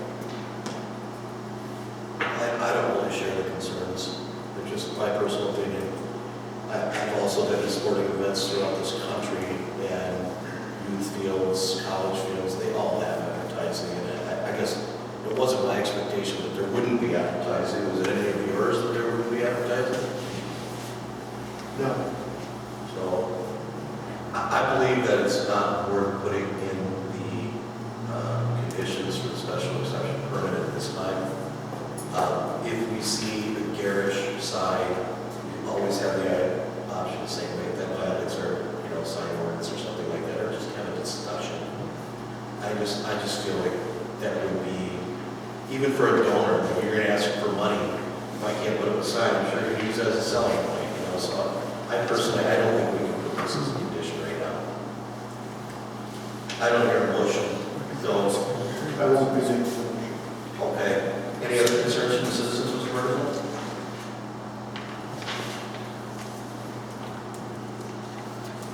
There's a discussion about road access, specifically at the intersection of Highway 12 and a request for there to be multiple turn lanes. But I think that this can also wait because we're going to see a plan that's going to lay out what the roads look like, so I don't think this needs to be part of the special exception. I think that's all I have. So, as you know, this is a state highway controlled by the DOT. We were simultaneously working with you, working with the DOT. We sent our plan that's been presented to you, to the DOT. We had a team's call with their group, myself and Dave, in spring. Plans were submitted, and we had a follow-up with them. And I do have an email back from the DOT. They have confirmed to us that there is no need for additional control of the intersection based upon our use. So we've already had this conversation. They've outlined for us the things they want to see, but they have nothing to do with turn lanes or controlled intersections, roundabouts. None of that is required by the DOT.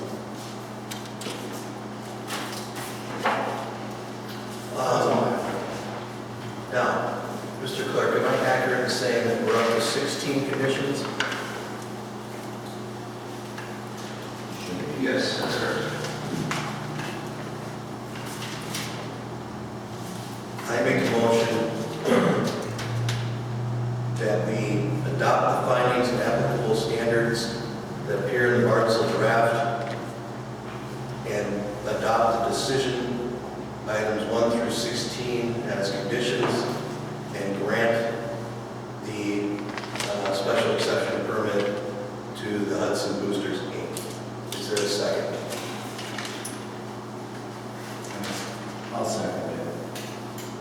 All right, this is the big one. Now we've got everything, all the conditions individually, your wish lists. This is the vote.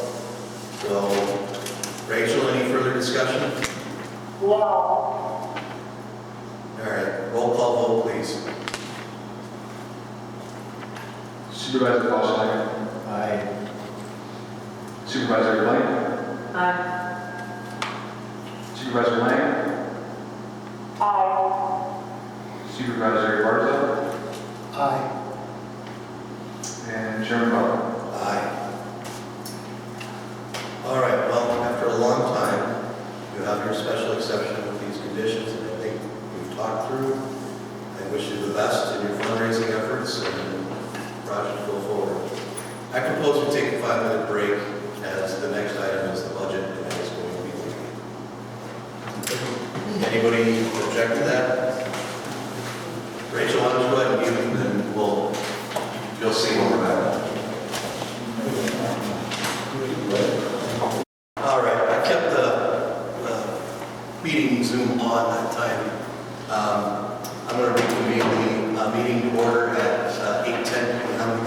I would note for the record that Supervisor Lang has told me that she's going to log off because she can't open the budget documents and therefore is going to eventually drop off the call.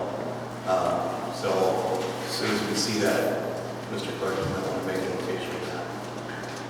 All right, so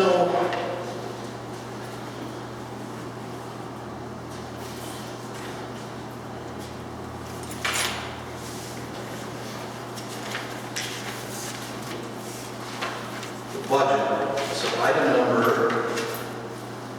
8, Town Board Workshop for the 2026 Budget Plan. First of all, let me just tell you that my fellow supervisors, I appreciate all the work you've been doing. It has been an extremely busy time at work and harvest, and so I appreciate the work that you have done. I want to recognize that for those of you who have been working diligently on the budget, especially our treasurer, Mr. Cromer. I've had some conversations with him, but I know he's been working very hard to this point, so I just want to say all the work up till now is behind the scenes has been very much appreciated.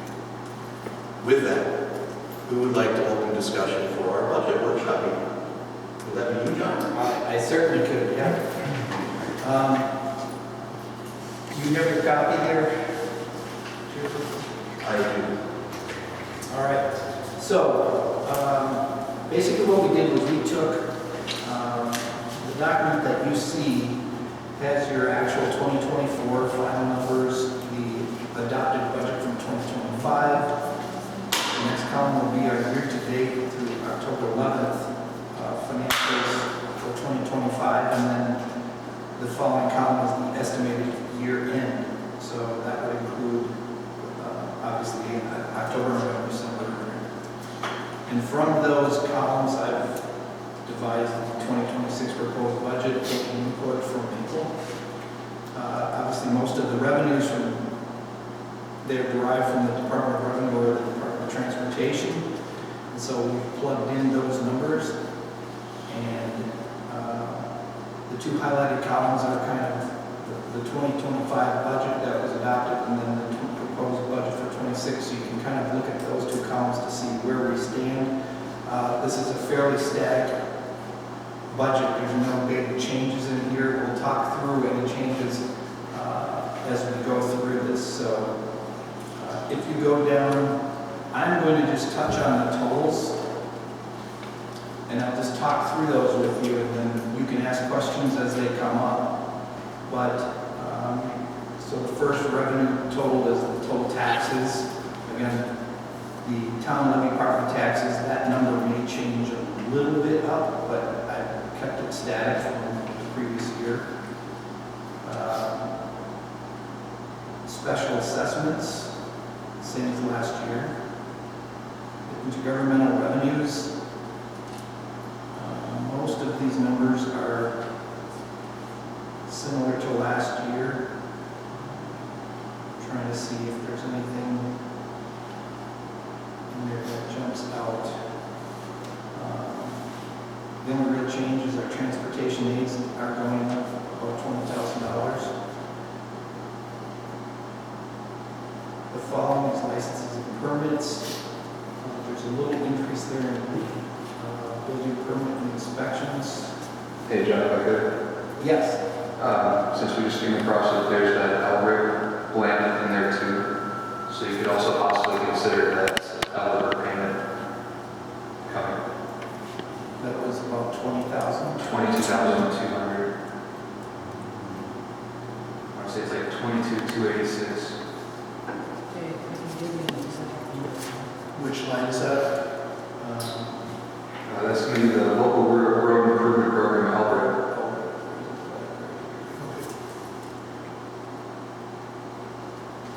And is that state funding or county funding? That's state funding, but,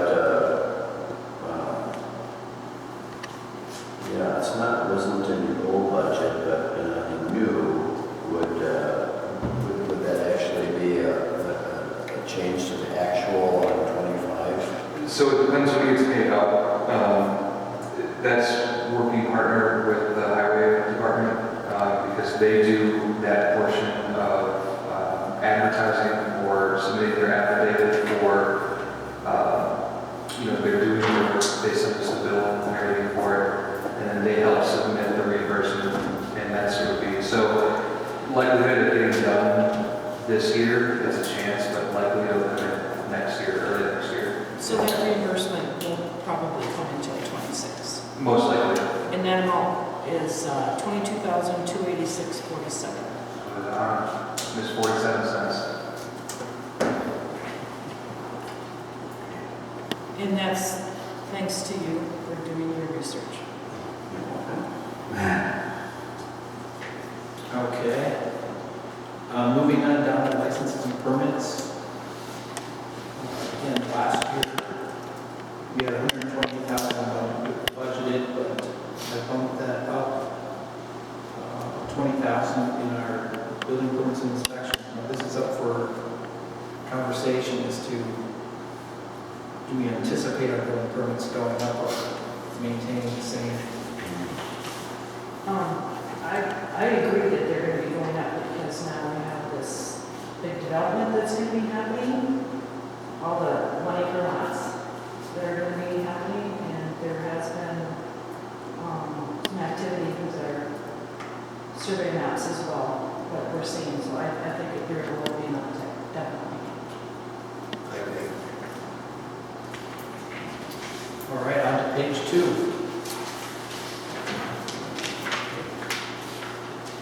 Fines, forfeitures, penalties is roughly, because we have been billing out more violations and had some stuff that we were over budgeted at 2,500, but I bumped that up to 5,000. Total charges for services, let's see, I guess we put our fire protection fees of charges, again, this is fire fees that we've billed out for calls. Incidents have gone from, there were 21,024, they're currently year to date at 18,500 here, so I bumped that to 20,000 for next year as well.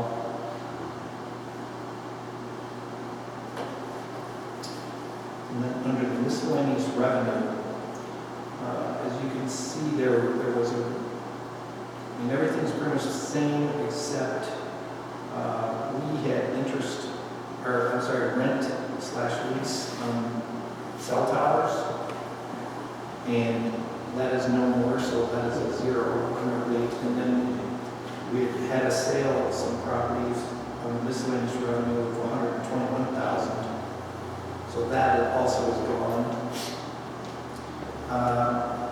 And then our interest income from 2024, when the rates were higher, we were making good money on interest income. That number has dropped down by 70,000 basically. So I've budgeted interest income down to 120,000 for the next year. Therefore, it looks like our total revenue before transfers is actually gone down from 2024 actual.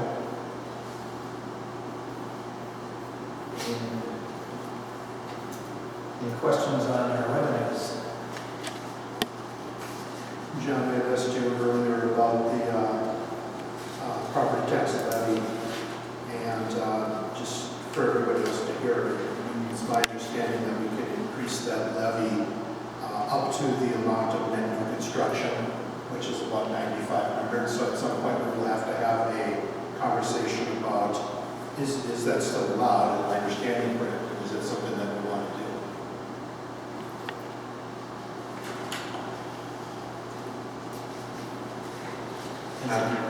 I'm curious to hear what our expenditures are. Maybe just run through that first. Sure.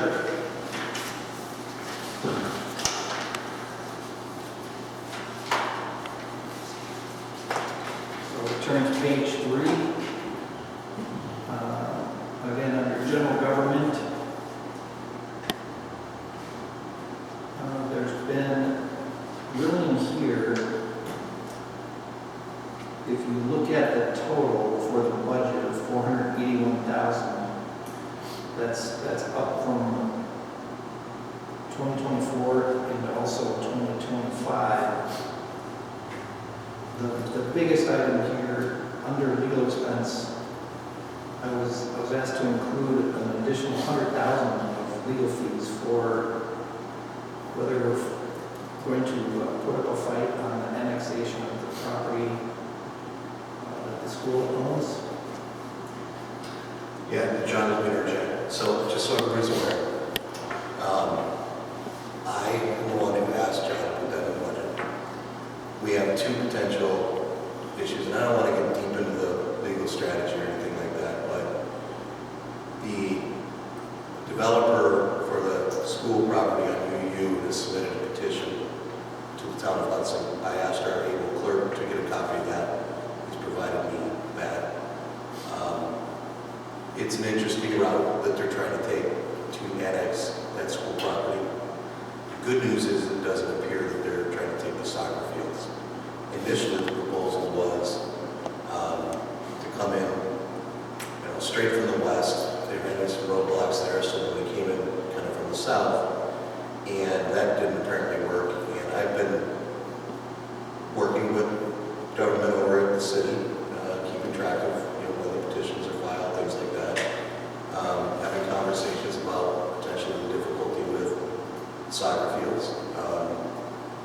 So that's just by way of a little bit of background. I think that the proposed route is challengeable. It creates a giant pigtail on a county UU. I know for a fact that our town residents are absolutely opposed to annexation, and for good reason. I'm opposed to it. So challenging these things aren't free. And our existing legal budget didn't seem to cut it. And that's one potential element. We also have the Excel issue, all right? And that's why it's so important that we set ourselves up in the best possible conditions and try to negotiate so that we don't have to spend a lot of legal fees. If we don't use it, great, but if we're not armed with it, we can't, right? And, if I had to rank the priority, the UU is a big priority. But I feel like this is something our residents care very strongly for. This might even be something that residents would justify an increase to the taxes because this is such an important issue. Now, I'm not suggesting we go right there, but that's why I included $100,000 because, we're going to have Tim O'Brien instead of Paul because he's the litigator, different rates a little bit. So that's why I included that. That is a big jump. I recognize that might have been an area where we were looking like a savings from year over year, but we need to be prepared. Any comments, questions? Yeah, so I think what we're saying is that we put the money in, I'm not sure that, the money would necessarily be well spent at this point, but that doesn't mean that, I'm opposed to putting it in the budget. I think that we need more information to determine whether or not, this is something that, we would want to do. So, and I completely agree with you. It may not be something that we do, but if we don't have it in our budget, then we are underprepared. And it also sends a signal that, we're not serious. Because I believe we are serious about the annexation issue. So anyway, so I'm sorry for the interjection there. Go ahead and continue, John. Sure. So most of the other expenses in here are going to, between the clerk, the deputy clerk, the treasurer, are coming down in values based on our historical numbers. Everything else in there is pretty much we've kept as it was from the previous year. So yes, in essence, what we had 431,000 of expenses previously. If you took out that 100,000 increase in legal, we'd be down around 380, so it would be a little over 50,000 reduction from the previous year. John, I hate to interrupt again. So on the line item of deputy clerk, we voted not to fund the deputy clerk position. There hasn't been a change in that. Well, but I think that makes sense. We had, from what I understand, the vote was that we had no more funds for the deputy clerk. That doesn't mean we can't put funds in for 2026. Right, but are we, I'm just talking as a board here, are we thinking that we would have a full-time deputy clerk? No, not necessarily, Or no. even part-time that would show up? We're thinking about for elections, right? Right. So why would that number need to be the same? It doesn't mean that it's going to all get used. Our clerk has the opportunity to hire a deputy clerk for elections. And I believe he's very conservative, and he's not going to go over or probably even use that all, but we need to put something in there for him. We can't tie his hands. Yeah, I do think that, we have to approve an amount. In other words, the fact that we have something in here does not necessarily mean that we're budgeting for a deputy clerk. I think this is our general budget, so we would have to have a board action that says that we are committing X amount of dollars for deputy clerk purposes. Right, I guess what I'm saying is, we had in the budget 2025 adopted, and the actual final numbers, 31 actual final for 2024, 30 for adopted budget 2025, which, we're at 23,508, but that number's not going to go anywhere. Does it make sense to put the same number in, is all I'm asking. It's a working budget, we can change it to 20 if you want 20 in there. This is going to be a part-time position. But I think being that both Nick and I inexperienced in elections it behooves us to have somebody, if the dream would be a part-time deputy clerk that has experience with elections. So. What do you think, Nick? I would say that would be maybe just a 2026 issue. Ideally that, and I've said this to maybe somebody on and offline, but the fact that John is here too, I don't have to worry about dual hatting clerk and treasurer is a lifesaver. I've talked to other clerks already, and they all tell me expect to not know this job for 2 years. Well, they all dual hat clerk and treasurer. Well, that makes a huge difference when you become a treasurer. I think potentially getting through the rest of this year and one election under our belt. I mean, the county clerk does a lot for us. And when I met with her, the biggest time burner that I see so far is absentee ballots. She does all. We have to mail them and then help when they come back in. But stuffing 8,000 envelopes, that would take forever. Her and her staff do that.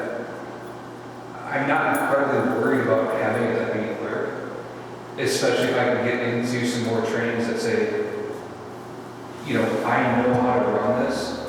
I have a chief inspector lined up. There are names of poll workers still out there. I'm not too intimidated by getting through an election. I think there's enough support in the people we have that are willing to come back and work. But I will say, when Scott is in the office, someone like that Scott will listen to me on the phone and go find a file and bring what I'm talking about. That's incredibly helpful. Long term, I don't think we need that because we'll start to learn where things are and how day-to-day operations run. I guess a long way of saying it, maybe through 1 or 2 elections it might be necessary to bring someone on, but I don't see this being a whole year part-time position to be filled. What's your recommendation as to the number we should use? Well, I mean, if you're considering that 30,000 is a part-time for the year, I would say, you get through the challenges. It would be great to know if we're going to have a primary, because that's a great intro to elections. The spring is going to be a more hectic election. So you bring them on for February through April to call it 3 or 4 months.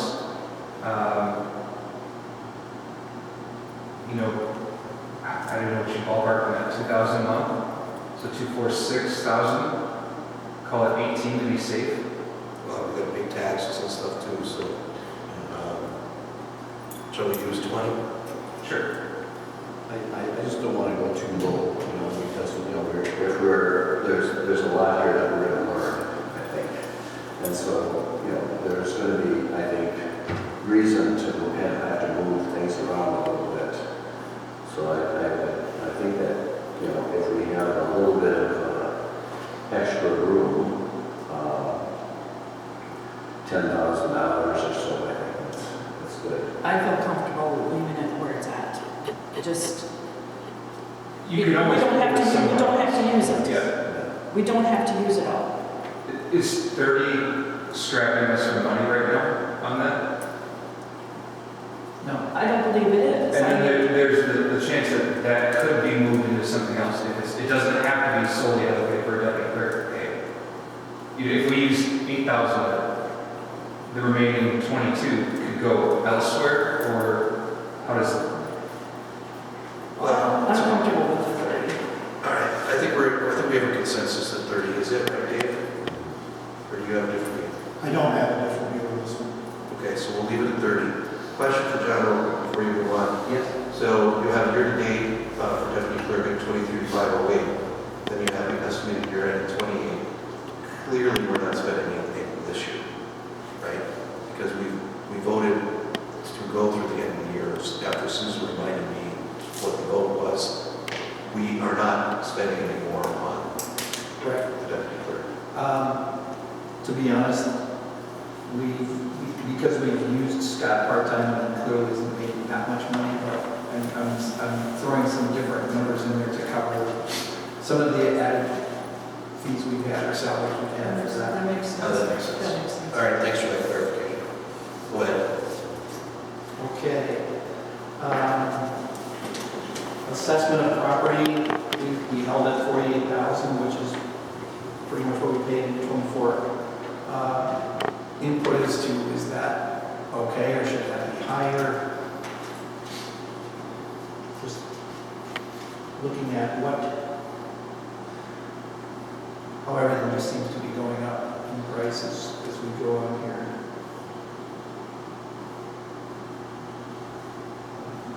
I'm sorry, John, I don't understand what that amount is. The assessment of property, we pay an assessor basically. Yeah, that's Oh, that's for the assessor. Those are our assessor fees, I got it. and, you know, I think that, we could, you know, you could meet and talk to the assessor and find out, you know, what we're scheduled for. You know, Okay. and what would be reasonable schedule for. I will do that. But we did, I think we had you know, a reassessment, a lot of reassessment work that was done this past year, so we might be a little bit better shape, I don't know. Okay. Going into public safety, we've got law enforcement budgeted at 12,000, which is what we did in 25. That's a little bit high for where we're coming out, actually. However, fire protection, I had budgeted at 450, but I know Supervisor Barzal pointed out our estimated increase by the fire department is 468. 468, 940. And John, I appreciate an increase in there because hidden under that law enforcement is our animal control. And recently, those bills have really gone up significantly. I would propose moving fire protection up to like 470.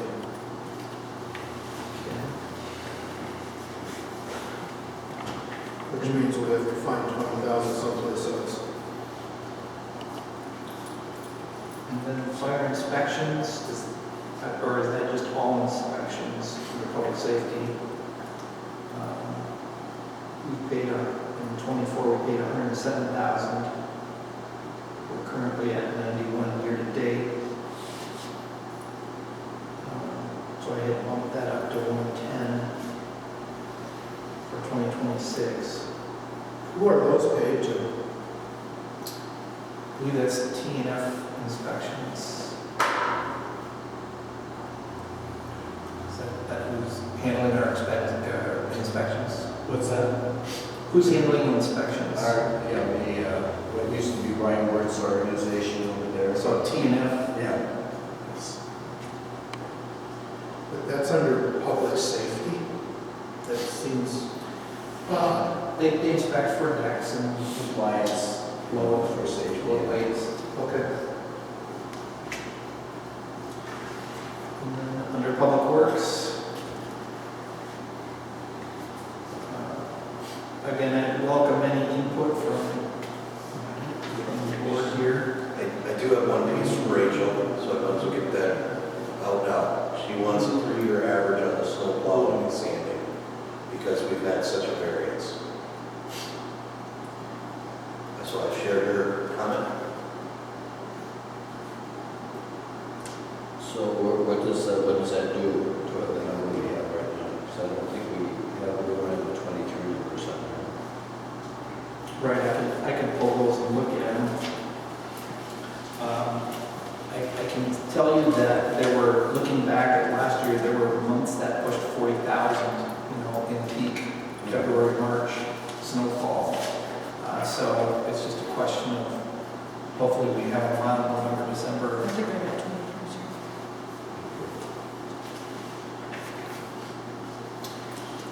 For what it's worth, the weather forecasters for this year, we're looking at a lot more snow and wet in this area. For what it's worth, God bless. 2023 actual was 250,000. Yeah. 255. So, yeah. The 180 is probably, Pretty light. And Yeah. there are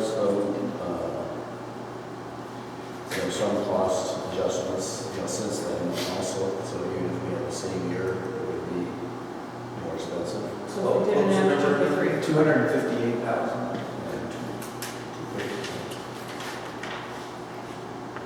I mean, I think Rachel's a good idea, doing the average. But even so, for 58,000 in 2024 versus 258, we still come up with an average lighter than what we're budgeting right now. And we certainly don't want to go down. Yeah. And we were fortunate last winter. We actually, 24 and 25 are both fairly mild. So right now, 3-year average would be, if we use the 2025 estimated this year 3, that would be 155,000 some change. We have in that line right now 180. But we have $255,000 a year, then what do we do? Right. We have 255 and 23. Actually, Yes. Dan or Susan, do you remember what you did in 2023? Because I would guess you did budget $260,000 that year. I think we had 250. Yeah. We had budgeted it says adopted 200. That's 20, That was in 2023. oh, 23, okay. Yeah, and I believe it's been 200,000. Would you like to see, I got the 23s here if you want. I'd like to get a copy of that. Sure. And we ended up, that's what we're conservative on. Some of the other ones, you can just pull money from other. Yeah, that's kind of what my point was, is kind of what happens, that we have to go back and get together and do a budget adjustment, which could be very painful. Yes. Well, do you want to put 200,000 there, or do you want to leave it at 180? I feel more comfortable with 200. I was more into 200. I mean, yeah, that's gonna dig into roads, but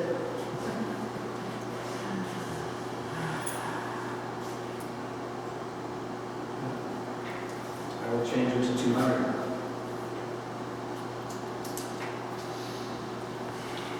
Your highway street maintenance.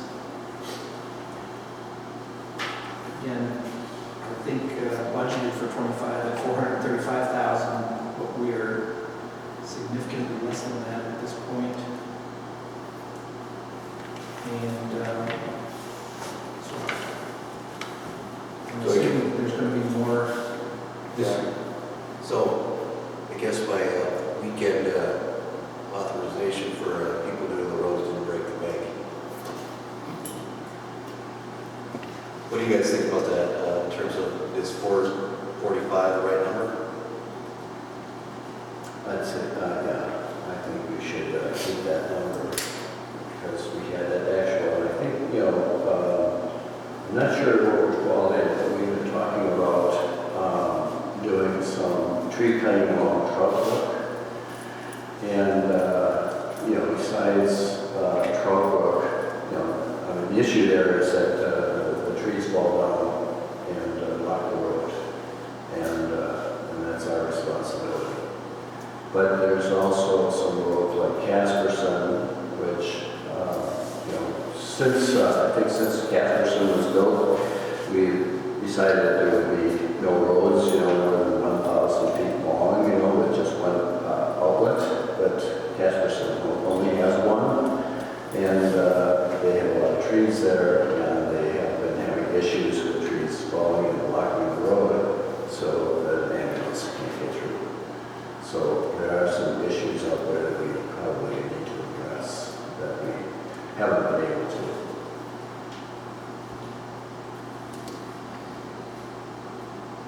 And I don't know, it would be prohibitively expensive just to say, we're going to clear back, the entire right of way or anything like that, but perhaps, we could do something where we're looking at just trees that are leaning at a certain angle or whatever. We are dead. Yeah, It's probably ash trees down there. yes. Was there an estimate for the tree cutting on Trout Brook? No, I haven't gotten that back yet. I thought I did get something from Brad. We had a rough number at one point. Yeah, Matt. Okay, wonderful. Yeah, because he was going, because it's a scenic road, he was going to give us an estimate for taking back just absolute, and then St. Croix County can also do that in the winter months because that's when they have the time. Yes, that's exactly what he said. Yeah. And did you get another? I don't want to search my email. Okay, all right. I know he did. Okay, so then you get us that. Yes, I can That do number, that. and I'm going to argue with you just a little bit, Mr. Chairman. I'm looking for my numbers here. But we did save, let me see, okay. So, this year, Chippewa Path did not get chip sealed like it was supposed to.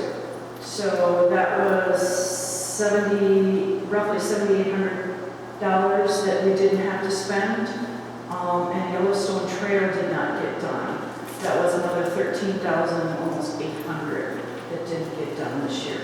But then we did turn around and spend approximately, I believe it was $6,000 doing Jane's Circle and was it Eldred, possibly? Those two spots. So, yes, there was a little bit, but now we're going to have to add that back to 2026 because now those roads will have to get done. So, Right, and I forget why they didn't get to those because They- equipment. yeah, somebody smashed into their Yeah. machine, so they had to rent a machine and they just did what they could do. So that's why those roads didn't get done. And just so, full disclosure, Mr. Hamlis and I went out with Highway, and we looked at those two, and we used your authorization. In other words, it would look bad, it needs to be done, and it's pretty obvious that it was. So, The whole road is terrible. I mean, you can only drive it on the side of the road. so I know, I took pictures. very good. Go ahead, John. Okay. So just quickly reviewing, on the revenue side, there's 22,000, I'm just using round numbers, 22,000 we were going to add to Eldred. And so I'm basically carrying another 22,000 of revenue, which would bring that total revenue number up to $3,043,000. And then on the expense side,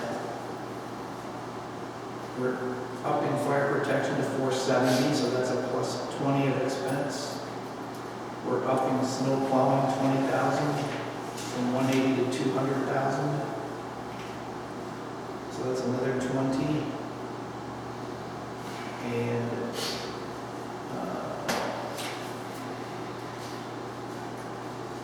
so right now, plus 20 on revenue and plus 40 on expenses. And keep in mind, this is our preliminary working budget, so we'll probably have another session to finalize this once we incorporate these changes. On to page 4, under the recreation and education, there's 21,000 for the new understand? Okay. Yes. That funds comes out of the park fund only. Okay, That does not come out of our budget. so we don't need that in there. No, that comes, the specific set aside for the park funds Perfect. is just for that, so that's not in our budget. Okay, so then down at the bottom, you'll notice the park fund says there's 123,000 At this time. at this time, so So 21,000, that's Will come- earmarked for it. that will come out of there. Okay. Yep. So I will delete that out of there. So, so it's gonna net, I mean, based on what we just did, that means we've only increased expenses by 20 instead of 40, because I'm gonna reduce that.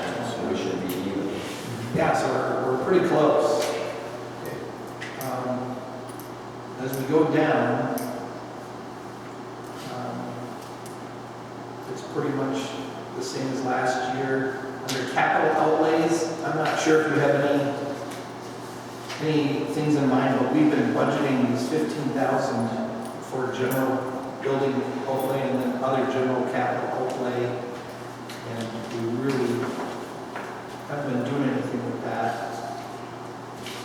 So I reduced the 15 down to 10. On the other general capital outlay, I left it at 15.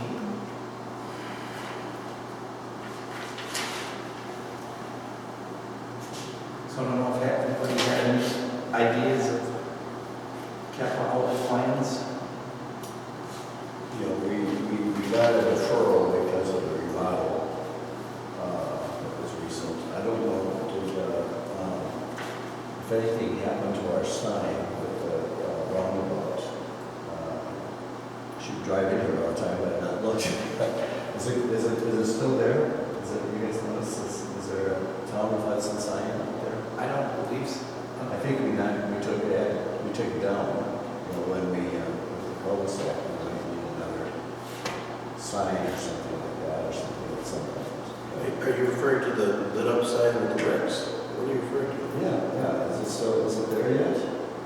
Yeah, it's there. We planted flowers around it this year. Oh, great, okay. Can't remember. Drive right by it, don't look at it. Now, funny you should mention that though, because there was somebody who stopped by and said you should replace those lights to LEDs. It was, okay, and then, I believe Scott found something where we did have somebody that came and worked on our sign not that long ago, so there's It nothing. should have it. It should So be LEDs right there's now. nothing wrong with our sign. Right. So I think it was just a salesperson. One time though. No, but our sign is there. And And it's decorated lovely. Great. there might even be a couple dollies. Oh, they froze. Did you notice? They froze. All right, on to debt. Under the principal, this is basically our note with Bremer. These are the scheduled payments that will be made. So we've made the 2025 payments and then 2026. The balance for principal will be 486 with another 55,000 of interest included there. And that brings us down to our total, so. One thing I'm thinking here is, you know, you've got our interest costs have reduced significantly because of the fact that we're paying off the principal. Yep. And we've been using that principal, you know, part of it to generate our interest income. I don't know if our interest income has come down as much as our interest expenses come down. And so maybe, you know, what we're contemplating for revenue on the interest on the front side might be too great for that, you know. But, You're correct. I mean, just that there's another 500,000 reduction right? Yeah, in interest generated. interest generating principal, right? So yes, I'll definitely take that into effect.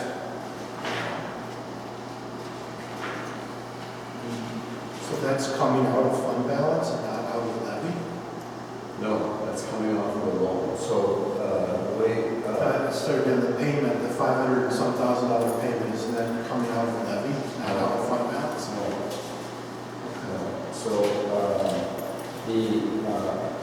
road fund has nothing to do with the levy.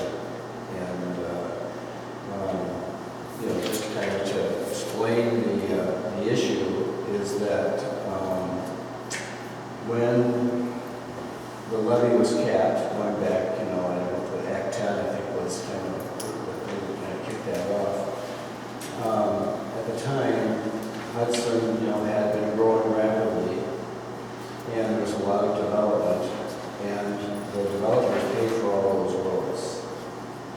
But, you know, now those roads are our roads, and we're responsible to reconstruct them, maintain them, etc. And so the cap was based upon the expenses that we had, and we didn't really have a lot of expenses. Okay, and so there's a kind of a backdoor thing here where money is borrowed, you know, for the roads are extra levy, if you want to call it that, outside of the levy. And so Outside of the levy limits. yes, outside of the levy limits. So that's how the road construction maintenance is being funded. And at this point, you know, the rate, you know, the broker that gets finds us a good rate, at this point, the rate we've been getting has been offset by the interest we gained on the principal, and it's essentially a net for the most part, you know, but that we don't know, that's not going to last. Right, okay, I'm sorry, I'm just a little confused Yeah, that's how that works. because the town went to the residents in 22 or 2022 and asked for extra levy dollars Yes, in order to be able to pay that loan. yes. And so when I say that the Levy loan's being dollars paid to- with levy dollars, it's above the levy limit, but it's built into that $1.3 million levy that's listed on here. No. The interest is, you know, no, excuse me. The levy would be considerably lower because there was a jump in levy in 23, I think. A big You're jump. talking about for the town of Hudson? Yes. Actually, our 2023 levy was 1.48 million, so it's actually gone down. Do you have 222's levy? So there was a jump there someplace. Yeah, there was at one point, our biggest issue in the past was the library. It's the library kept wanting money. And we basically decided that, you know, we have to participate. That was a reduction. And what happened was when you reduce, when we pull out of the library, we lose that levy amount. I understand, yeah. So we also, you know, so the good news is we don't have the expense. Bad news is that reduces our budget. Right. Okay. So where on this budget are we showing the amount of money that we're taking out of fund balance?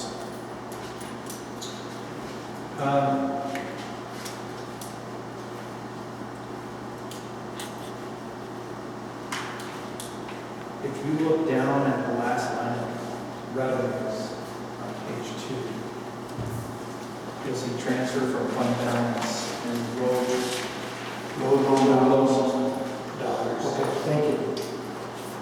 So that's again, that was budgeted in 25 at 750,000. Thank you, John. Thank you, Dan. And that actually was a question for me as well. Trying to understand, because we're obviously, what you see down in the yellow is the remaining funds, road funds, the Pershing, which I believe is the balance of, What number are you looking at? on the final page 4, at the bottom in yellow, we've got the remaining road funds, the Pershing account, the LGIP, and the park. So those are $936,000 of funds that, yeah, when we get to the point, I'm not sure how But the park fund should be in there. I mean, this is for informational purposes for you as the board as to what's there. Okay, gotcha. But if you look at actual on page 2 at the bottom, the road load transferred from general fund to road money for road construction was $681,000. So that was funds that were transferred to pay for a lot of these bills. And obviously that, I'm trying to go back to the money that was borrowed, 2.4 million. That number is not down to, we're going to have this next year to utilize that. And then what does the board do at that point? Do we do another bond? So what we need to do is we go out, we contact our broker, and he goes out and finds us basically the best municipal road we can get. Okay.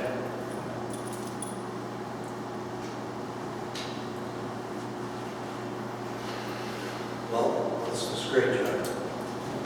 Thank you for all your work. You're welcome.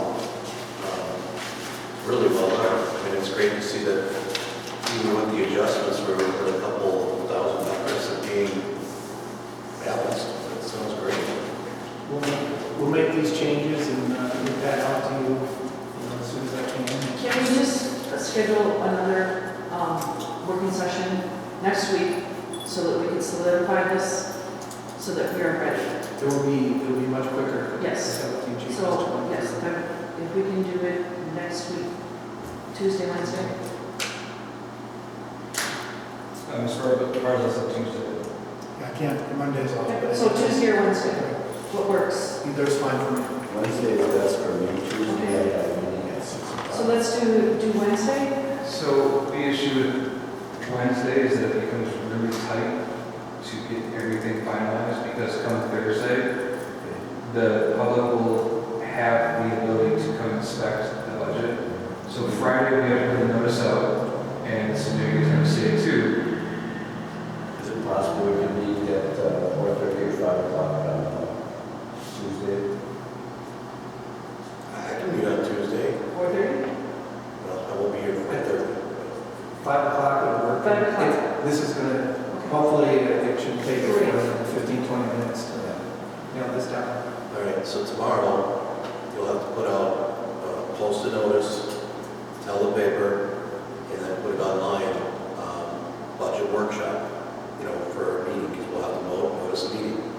So basically, the same notice we sent out tonight, except for just item 8. It's not an official 15-day notice, it's notifying the paper that Correct. if they want to post it, they can. It's not a No. pre-posted. What we do is, as a courtesy, we just let the paper know Yeah, got it. all of our agendas. And at least that's what I've been doing, right, Jack? And it won't work with our print deadline because it's short notice, but you guys can still do it, and then it'll go Okay, yeah, I'll have two for you then tomorrow, because I'll have to do November 18th for our actual budget hearing. Gotcha.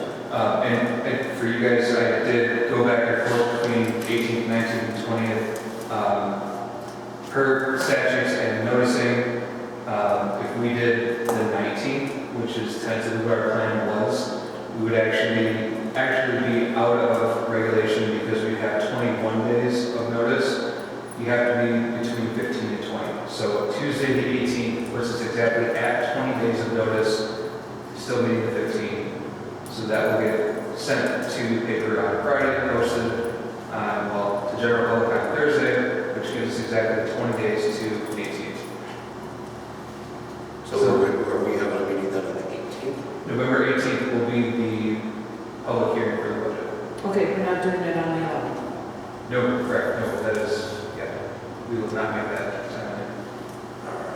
So, and just so we're clear, then, November 18th, what time you want, 6, so people can attend?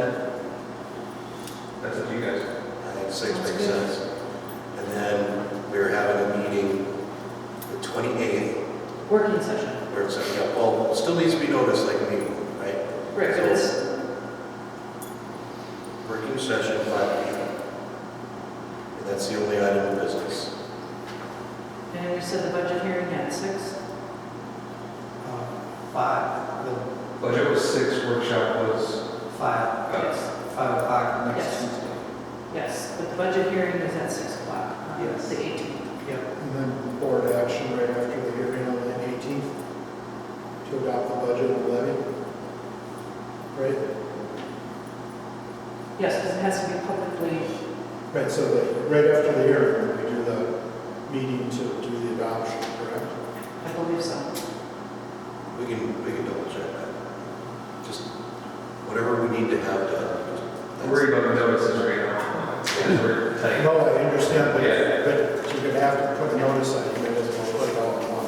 But you're right, it'll have to be on the notice as well, because the agenda will go. Right. Mr. Clerk, I want to commend you for your book prowess tonight. It was very well done. Can't take credit. I did your binder, but Scott did the other one, so. Well, you can tell Scott thank you.